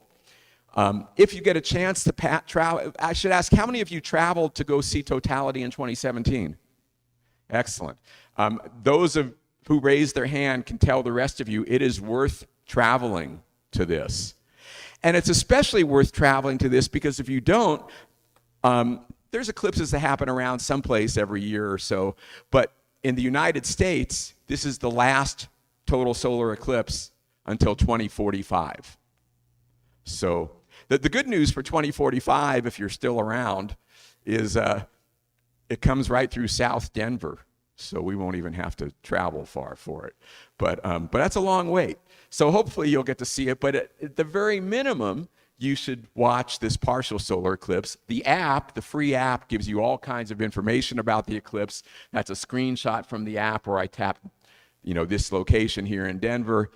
Up on the Learn screen, up on the upper left there's all kinds of other information you can get about eclipses and how they work, the science, activities across lots of different disciplines.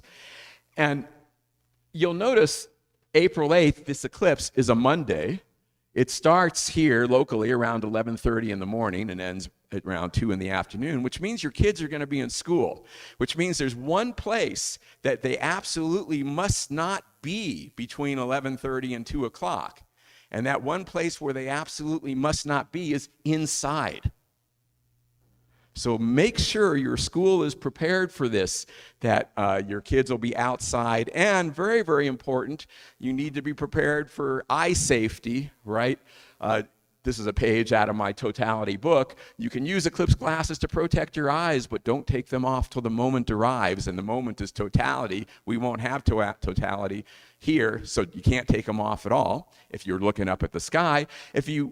So the best way to observe the sun is with these eclipse glasses during the eclipse. You can also use pinhole projection if you don't get the glasses, but try to make sure everybody at your school's got glasses. I think everybody got a pair that I brought today.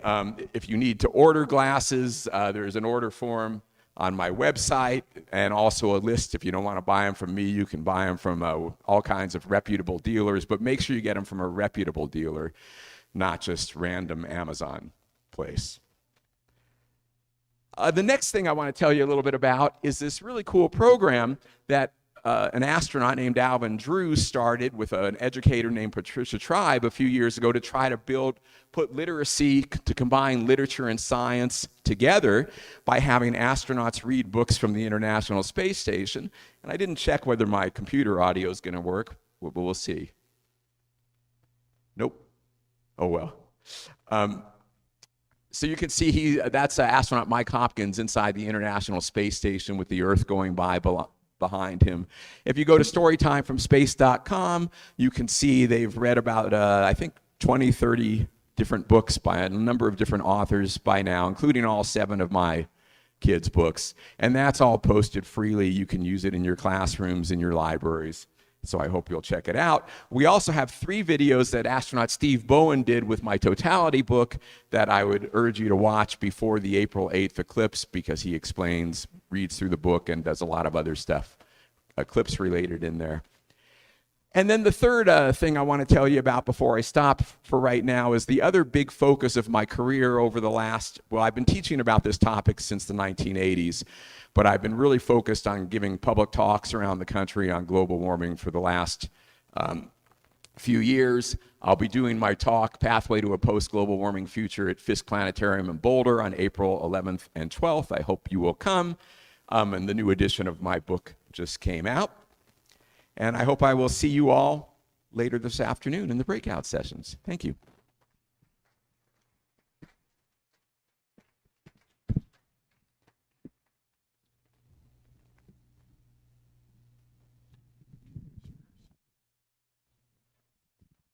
All right, thank you. And we're going to do just a quick shift because we're going to have a panel, so we got to get some chairs moved out. And so those of you on the panel, if you'd hop up here about now, and we'll get you going here in just a second.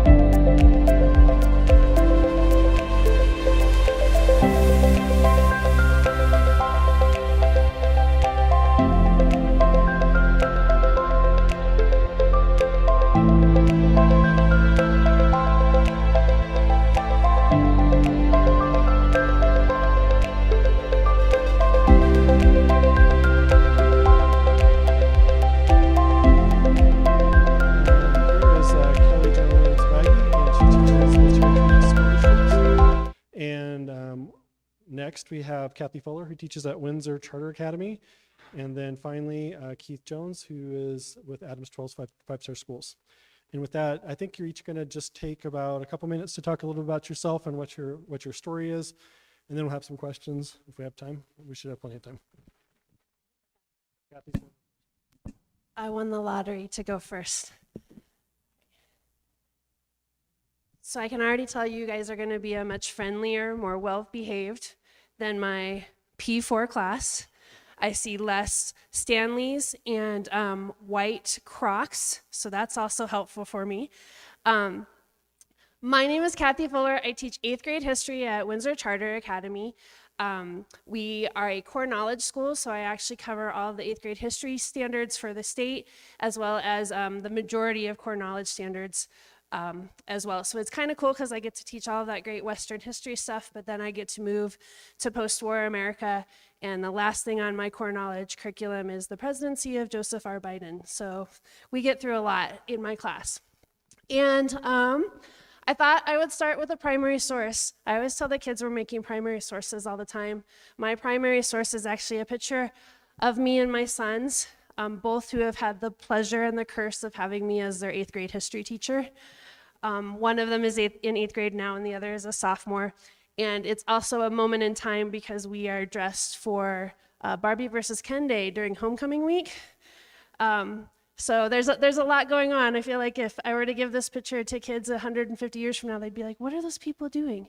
But it's also the only picture of the 3 of us in my classroom. So we were told that we were supposed to kind of do a then and now of our careers with primary sources. And as a history teacher, I of course made a timeline. And so this is kind of a timeline not only of my use of primary sources, but kind of my development as a teacher. I know we were talking about having both experienced and young teachers here. And when I think about my journey, I'm hoping that maybe this will help you know that there's more to come. I'm in my 23rd year of teaching this year, and every year I learn something new. So that's kind of cool. So I started back here in 2003, and I started coming to TPS stuff before it was TPS. It was American Memory first, right, with the gold panner guy. And I took classes on the Metro campus, and what we got was 3 ginormous binders. They were about this thick. And I think I was like the second class, and we got these 3 big binders that had step-by-step, almost coding instructions for how to get to a primary source. So the fact that I can go to LSE today and just like type search and it comes up is such a blessing. You have no idea. And one of the things that we looked at were the CCC posters from the 1930s. So this is a travel poster that was created by an artist during the 1930s and the Depression. And I thought one of the coolest things, I was like in my second year of teaching, was that we got to they made laminated, full-size copies of these posters. And I thought that was the coolest thing. And so I didn't even put them in my classroom, I put them in my house. Because I thought they were so cool, because I'm a super nerd.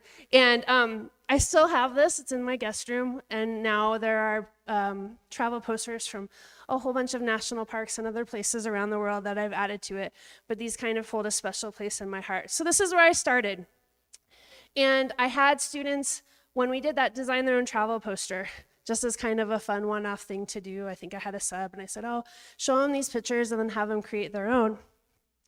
So that's kind of where I started. And then I moved in the early 2000s, late 2000s, to the primary source analysis tool, right, that we all use all the time. Question, observe, reflect. This picture, if you haven't used it and you're an 8th grade teacher, is the best picture to use with 8th graders because they don't know who Houdini is anymore. And they can't figure out why he's partially dressed, nor why he is handcuffed. So it is great to throw out there and be like, hey guys, what do you think's going on here? They have all sorts of great ideas, I'm telling you right now.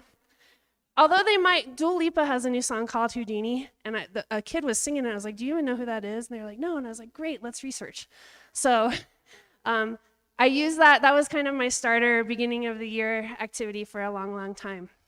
And then as I got older and I took 2 or 3 years off to have my boys, and I came back to teaching. By that time, LOC had started developing primary source sets where you didn't even have to go looking for individual things. You could search a topic and have it all together.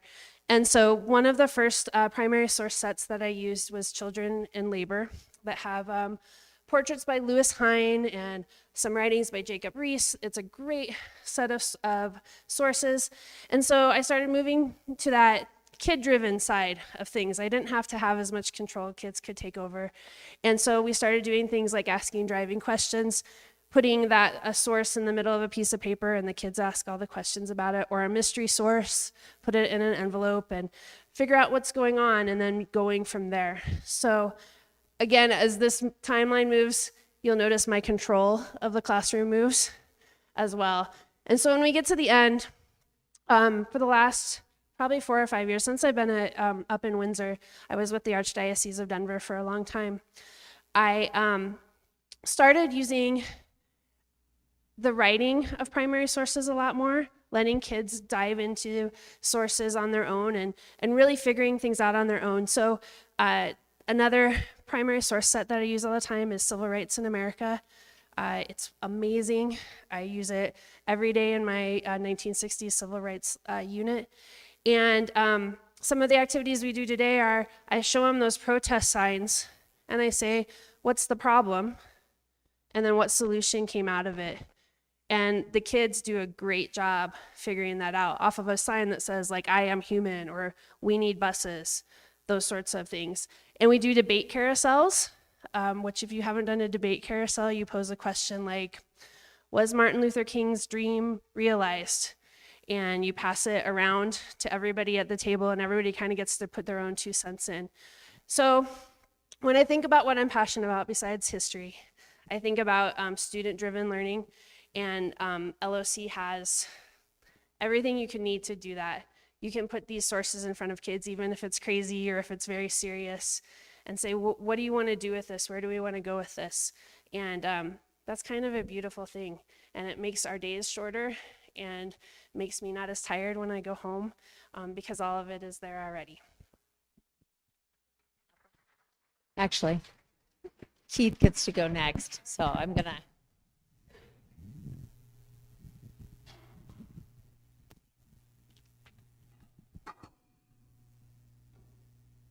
All right, that's great. Yeah, got even more to look up to now.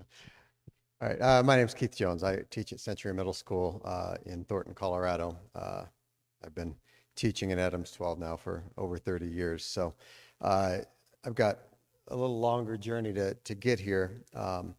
So when I left for college a long, long time ago, I wanted to be an English teacher. I turned out to be about half right. I did get my English degree from Regis College, but I took a lot of hours because I was interested in history and the other social studies, and so had no real career plans of anything to do with that, just kind of enjoyed it. But in time, it would lead me to be a full-time history teacher. Some point during my early years of teaching, I discovered this book. You can see it very well there, but it was Voices of 1776 by Richard Wheeler. And it was just this string of primary sources telling the story of the American Revolution. And to me, it kind of blew my mind because I'd never really seen history presented this way. All the history I'd seen before was, teachers standing up there and telling us, and then this happened, and then at that point, and things like that. And so this idea that it could be a story, that it could be told, and it could be told with primary sources in their own words, really amazed me. And so I kind of ran with that, and that kind of rattled around in my head a little bit. And then not too long after that, this came out, the Ken Burns series. And, I know these aren't perfect history or anything like that, but, this idea that history itself could be told as an epic, with all these, heroes and villains. And, I hear these voices of the voice actors in my head still when I talk about, Richard Sherman and Abraham Lincoln. I can still hear what they sound like.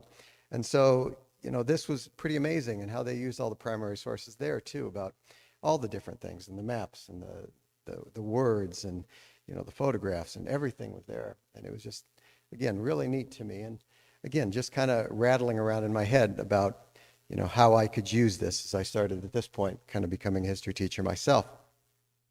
And then my next step for this was a little bit more of a self-discovery, and a clumsy one at that. So I took a course on Colorado history from Dr. Tom Noel, and did a research project on my hometown of Sterling, Colorado, out there on the plains. And I found this picture of Sterling in 1888, and it was in the Western History Collection at the Denver Public Library.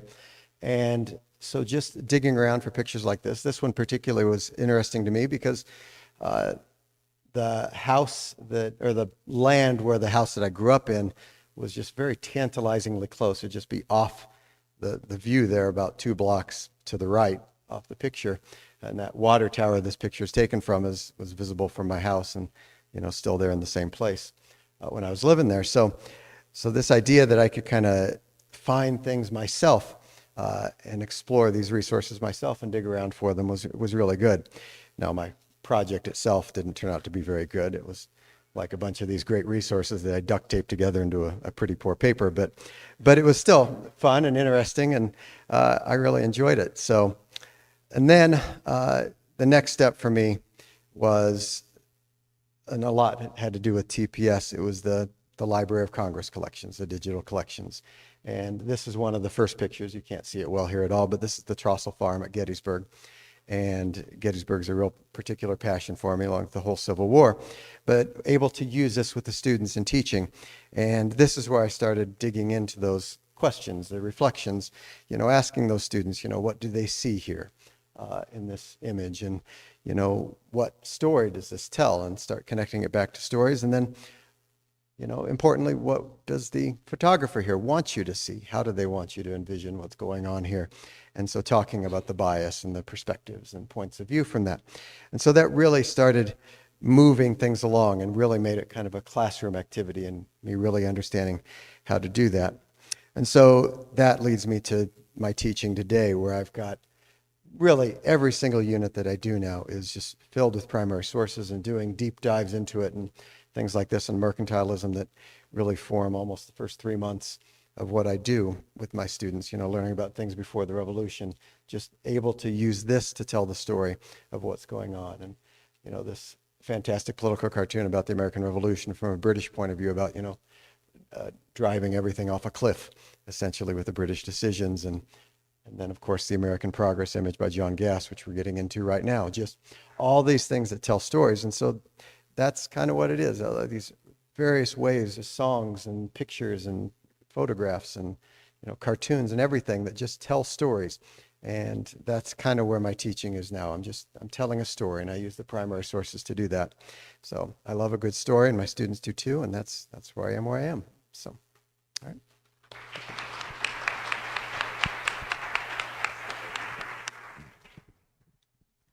So we're going to grab a little tech support, and that's because I get to go last because, well, I was the last one to finish. That's the reason why. So thank you. Appreciate it. Cool. All right. So I'm Kelly Jones-Wagy, and I teach over at Overland High School down in the Cherry Creek School District. And my journey with the teaching with primary sources started 18 years ago. Which I decided that part of my story should start with the first time I think I presented here, which is that picture right there, which is a thumbnail from a YouTube video. I was like, we should talk about what that looks like. We need to really pick like better images where I don't look like I'm making really great facial expressions. Okay, because apparently I really do, because all of them have me looking like this. So there's that. But that was the first time. It was back in 2011 was the first time I presented at Teacher Librarian Day. And I was really new at teaching in general. I don't think I realized just how new, because I was about 5 years into teaching. And then this is me this morning. I had them take my picture this morning when I got here, just so that I could add it and be like, look, I don't look the same, but that's okay. So I also kind of put up here about kind of how I started teaching with primary sources. And it was one of those where I pulled up Jefferson's like very first draft that we have that's on the Library of Congress website of the Declaration of Independence. And it has his rough draft. And I was so excited. Someone was like, did you see this? And I was like, no, I've never seen that. And I was so excited. And so I like went through it and I was like, I don't know really what this means, but I'm really excited to show it to the kids. And like, we kind of almost went through it together because I looked back at like, what's the first primary source document I had downloaded from the Library of Congress? And it was kind of back in 2007. And I really kind of went through it with the kids in some ways to understand like what this was. And so we kind of did do all of it together. And I learned a lot as I was going through some of that about how do I have the kids analyze primary sources and what questions do I ask? And that's where it started, is like I was asking them questions. And then I got to the city of getting them to ask questions. And that's the second one, which is the using political cartoons to have them analyze history and context and getting historical context out of things like political cartoons and images and getting them to start asking questions about what was going on in history. So I had the School Begins one, which was teaching about imperialism, and they were starting to ask questions and I was really excited. And then I realized that like by today, a really long time into teaching primary sources and having students pull stuff off of the Library of Congress website, I realized that like what I have gotten to now is this idea of really using primary sources to teach media literacy, which I think we've kind of gone down that rabbit hole that we really need to be there with media literacy. I think we all need it as adults. And definitely our students need it. And so I'd realized that in general, there's so much on the Library of Congress website that has to do with media literacy.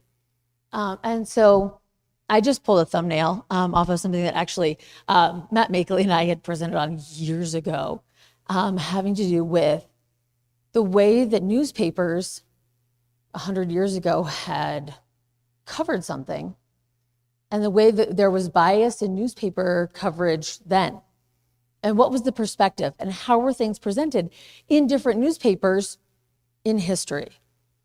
And then bringing it forward to today and having students look for that today.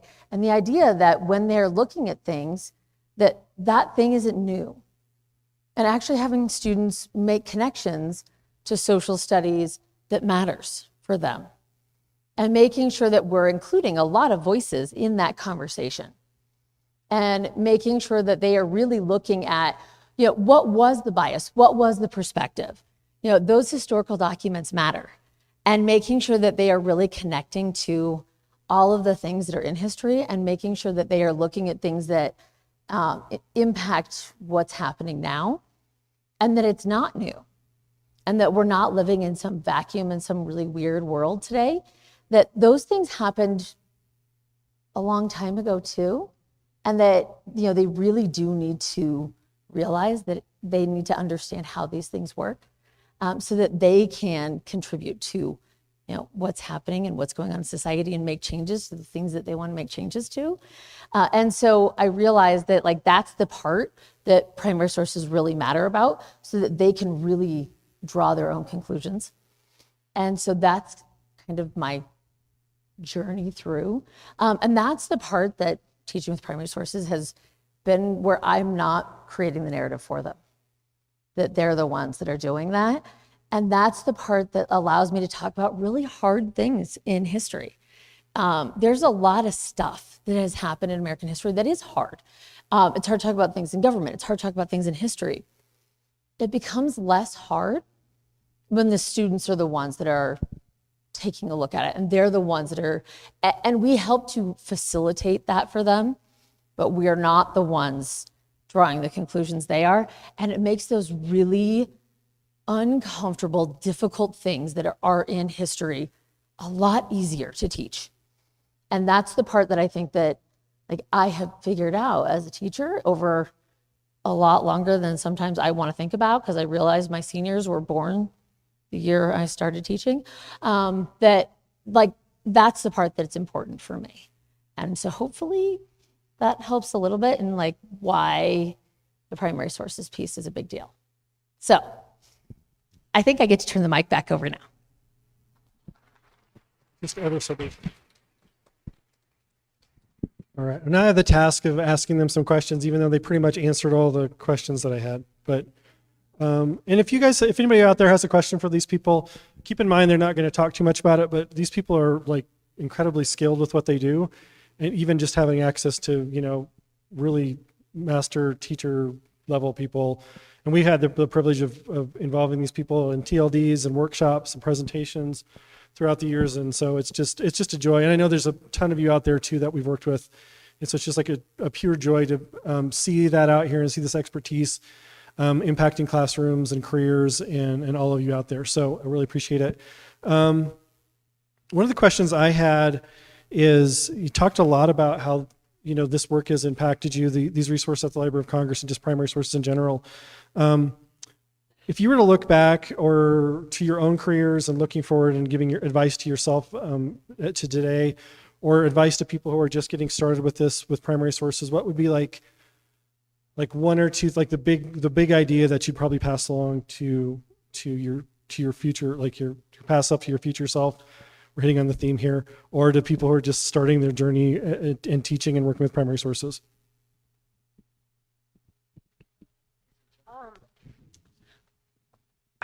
I think don't be afraid to try it. Like it's okay to like have an amazing lesson that you think is great, and then you go out there and it's the most terrible thing that you've ever done in your entire life. Because you can always fix it and you can always move from there. And I think when I was a young teacher, I was like, it has to be perfect, and if it's not perfect, it's not going to be okay, and it's going to be okay would be just have confidence in yourself and use your sources. Use your sources. You have so many sources, be it people or places, and it's going to be okay. Mine would be to find someone who can help you, who has done this before. Sometimes that really helps. Like, we are all sitting in a room, and there's a lot of experience in this room. I got really lucky my first year of teaching that I got kind of adopted by a veteran teacher. Well, a couple of them. One of them's in the back room. That's Michelle Pearson. She's back there. You have seen her. She was the one running bingo. I was a first year teacher, and she 100% just like adopted me and said like, oh, come with me. And thank goodness she did, because she and there's another teacher who is now retired, and they were like, oh, you poor thing. And they just were like, come with us. And they just like took me under their wing, and we weren't in the same school district at all. We were nowhere near each other. Michelle teaches middle school. I teach high school. And they just, I called them sometimes in tears, and I was like, oh my, I don't know. And they're like, it's okay. And so like, find someone that you can call and get help from, and they will walk you through stuff. And it is okay to say like, I don't know what I'm doing, because I still don't know what I'm doing sometimes. And I still call people, and I still talk to like second year teachers, and I'm like, help me. Because sometimes they have great ideas too. So that would be mine. You might, like, we're all handed. Yeah, all of that's great advice, and especially Michelle Pearson would be great contact. Is that the advice? Yeah, for me, just start small and dig deep. Find something that you find and really kind of dig into it. And, let the kids do a lot of the exploring too. A lot of my best ideas are ones that the kids started with anyway. So yeah, give it time to really, get that depth out of it. Yeah. I mean, I totally agree with all of what you're saying here. I think, the big thing that we've noticed over the years is, mentoring and coaching, critical. It's like, you don't have to do it by yourself. They're literally look around you. There's a lot of people out there willing to help. And I think you all know that as educators, that you wouldn't be here if you didn't have your peers. So yeah, absolutely. I think another good question is, I know that when we work with students and do PD for teachers, one of my favorite things that we run into is those moments when it clicks for people. Students, it's always just imagine when they light up and you talked about, some unit you're going through, and you talked about something, you hand them a primary source, and all of a sudden they like realize that this is a real thing, and they made that connection on their own. They did that historical inquiry we talk about, and it's just like this aha moment happens. What amazing aha moments have you had with your students, or interesting students, or stories, students or peers, or yourself that you've had in your journey with primary sources or teaching, even probably? All right, here, I'll just stand up. Okay. I'm not used to sitting down either. This is weird. I was going to tell the story. I didn't know how to work it in. So during COVID, I'm also the National Junior Honor Society faculty person. And they wanted us to still do service during COVID. And I was like, how are we going to do that? I have no idea. So the Library of Congress and other historical archive places let people transcribe sources. It's crowdsourcing for transcribing all sorts of documents. And so for my students, I was like, great, this is a way they can do service. They don't have to be out in the world. It's going to be wonderful. And about 5 kids did it. But one of those students who did that in 2020, she was a 7th grader in the 2020-2021 school year, is now a junior, sophomore, somewhere in there, and she's still doing it in her free time. She comes up, she'll be like, guess what I was transcribing, Mrs. Fuller? I was doing lists, and it's so hard because it's all in cursive, and it made my heart happy to know that somebody else was getting something out of these sources that I had to. And so now she comes in, she says, well, what are you doing? I'm going to do the same one because I do it on the side too when I can. And I'm always like, no, what are you doing? You tell me and I'll follow you. So I'm hoping she's going to go on and do something wonderful in the history sphere. But that was kind of an aha moment for me that, oh, I opened this up to a kiddo, and hopefully she'll be doing it for a long time.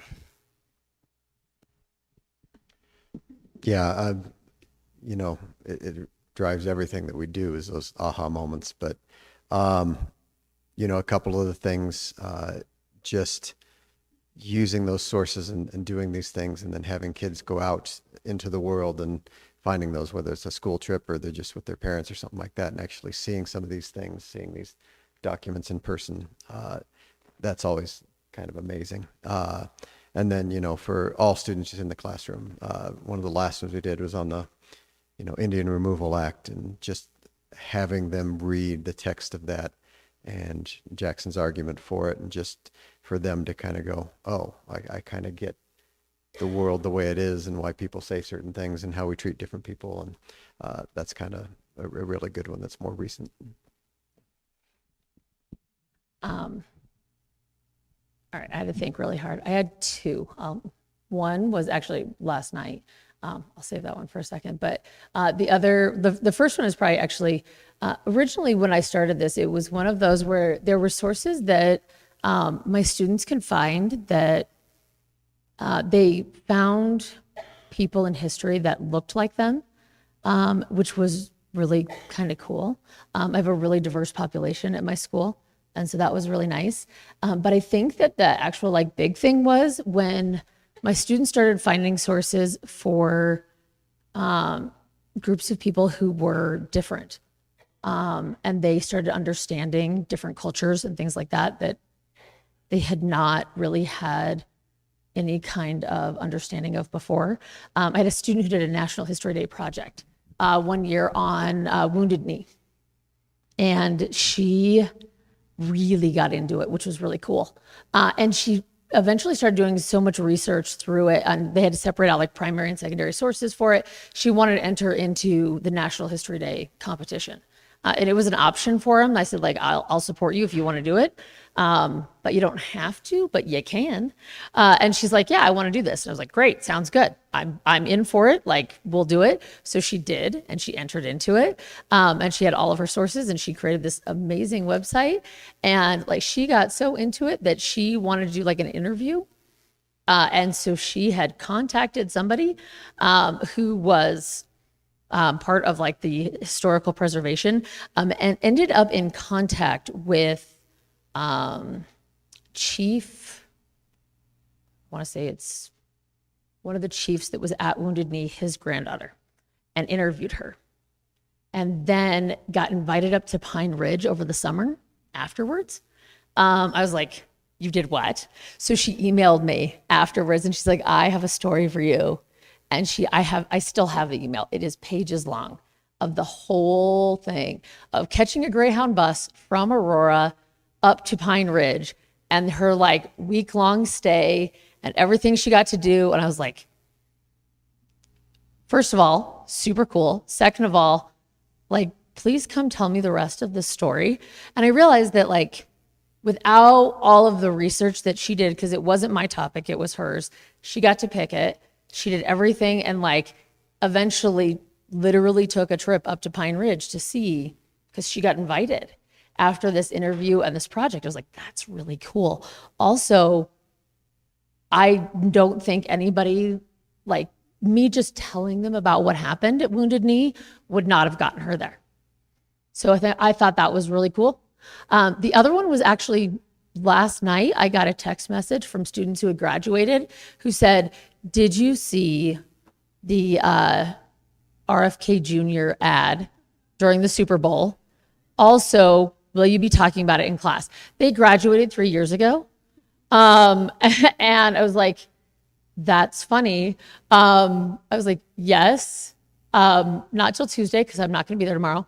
But also, it's kind of funny when your students like send you a message years after they graduate, asking you if you're going to be talking about something in class. I thought it was kind of cool. So there was that.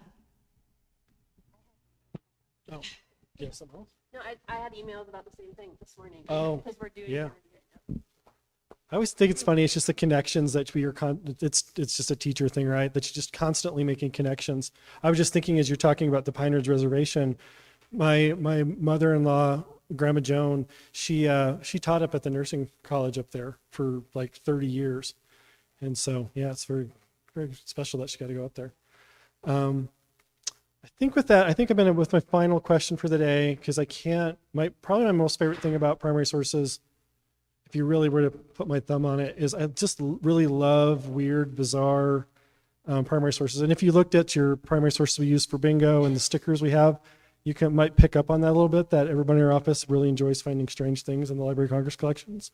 And I'm just going to mention because I always have to mention this, that cat memes are not new. And my favorite weird thing in the Library of Congress is from the Edison Film Collection. And you can look it up on your own time, but it's called Professor Welton's Boxing Cats. And so if you thought that cat memes, no, it's amazing. Professor Welton had problems, but it makes for a good cat meme. But do you have any weird, bizarre, or humorous primary sources that you've run across over the years? And then we'll go from there.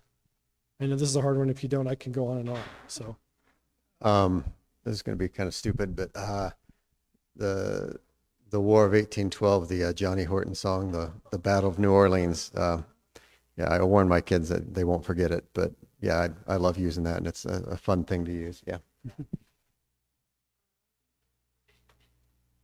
Mine's a font too. I play Little Houses by Malvina Reynolds. Does anybody know that song? It's the theme song to Weeds, if you've ever watched Weeds. But I teach the 1950s and social conformity, and it's like the best. It's just the best. That's kind of a weird. Yeah, that's right. And the other one is, and I don't know the name of it or anything, and I think we use it in all sorts of stuff. There's a picture of a guy on a penny farthing bicycle with the big wheel and the little wheel going down a set of, like he's ready to go down a set of stairs.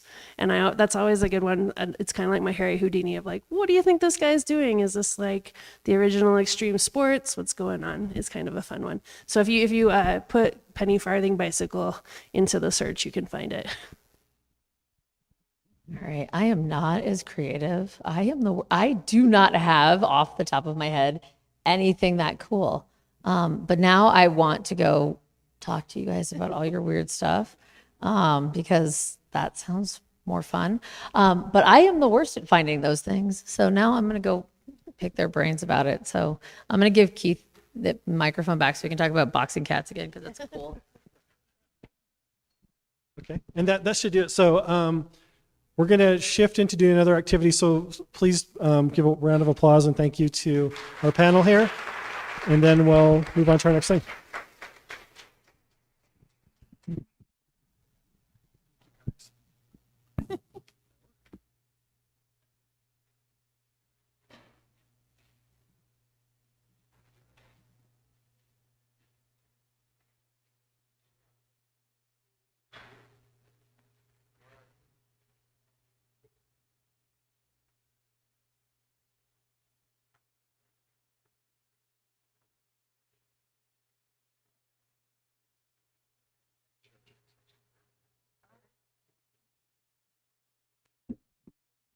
All right. If you have been to TLD before, you know that we love GooseChase. We started, and this is we're enjoying some things that we've loved through the last 20 years, and one of them is GooseChase. But if you look on your table, some of the swag on your table represents some great things that we've loved throughout the year. And find this right now, find this, and this has gotten better. We decided, and we will give you this, you have this link, resources, things that we've done throughout the years, swag that we've given away, but this one got better. This first, we figured this started going out in 2011, but if you take it out of the sleeve, push the little white button down, it lights up, and you can hold this over a primary source, give this to a student, and they can look closely at a map or a primary source or text on a primary source, but now they light up. Like, we have gone high tech with our magnifiers, so pretty excited about where we've been. Please make sure, so this next time, if you look around where you are right now, I feel like I've been sitting in a primary source all day. This is the first time, I've been to Tivoli many times, but I think this is the first time I've been in this room, and I've been looking at the exposed walls and the architecture, and now because of working with primary sources, I notice all of this, and I have questions like, what's going on? What's going on in the ceiling? What has this room been used for? And we know the power of place. The Library of Congress team loves to take people places and to help them experience that. So this is what you're going to do. Auraria, we're sitting right here in Auraria, and this is Denver's oldest neighborhood. This whole side of town and where Metropolitan State is located. It's Denver's oldest neighborhood, and it predates Denver. And first, we've had lots of different communities here, and you will notice the European influence, but especially the Hispanic influence, and as you walk through the campus and as those communities have really taken over these different areas. We have places throughout Denver. 5 Points is African American, but Auraria started to become a real place for Hispanic people. So notice that. In 1976, the Auraria Higher Education Center opened, and then that moved into Metropolitan State, right? So we want you to get out and see this. So you need to join one of these GooseChase, and you can pick which one. A little insight on GooseChase, they lock at 40 people, so rather than buy the really expensive GooseChase, if you use this with your classes, we just copy and create a new game. So you're all playing the same game, just in different games. But this will get you out. You have about the next 45 minutes to explore primary sources within this building. There's some amazing things. Beautiful murals across campus, some architecture, some homes that have been relocated and saved, and whole neighborhoods actually in the middle of campus. It's incredible. And we were worried about the weather, but what a beautiful sunny day. So take advantage. We never get out as teachers. I feel like I'm in a library all day that has no outside windows, so I'm very excited about days like this. So we want you to get out, remember the power of place, and so far in group 3, C. Veach she's on the leaderboard, and she's won a set of stickers, so make sure you see us at the back table for those. Danae Watkins in group 2, she's on the leaderboard, and she's also earned a set of stickers. And T. Degelman in group 1, you've earned a set of stickers for being on the leaderboard. You will also, as you walk around with your phone today, you will notice that the Jedi Council will be alive and well. And one thing we love about GooseChase is we can send out or whoever, the Jedi Council, can send out messages, and you can add points or take away points. So if you can somehow make the Jedi Council laugh or help them see something in a different way, you could earn extra bonus points. If you're way off track, you could have some things deleted as well. So you just never know. So that's what we're going to work on for the next 45 minutes. Lunch, do you want to talk to them about lunch? Oh, yes. You should know when you come back. So we've really harnessed the duck, duck, goose and the GooseChase. When you get back, if you have about a half an hour to go out on the campus and explore this building. And then if you need some help, some more missions will show up, and you will notice that we will have some ducks on the table with QR codes that will help you to find things. We have some great grand prizes that go with geese, right, with the GooseChase, and some of them are even some beautiful book packs with primary sources. So be sure to use the next few minutes to win some prizes and enjoy this beautiful campus. Yeah, and that's it. So we'll be back. Lunch will be served at 11:50, so please be back at like 11:40, 11:45. Quack, go.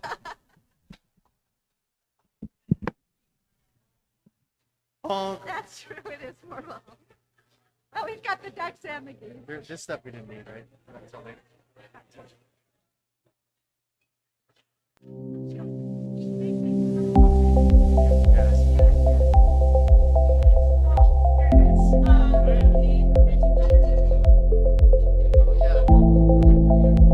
I'll do it right before lunch, yeah.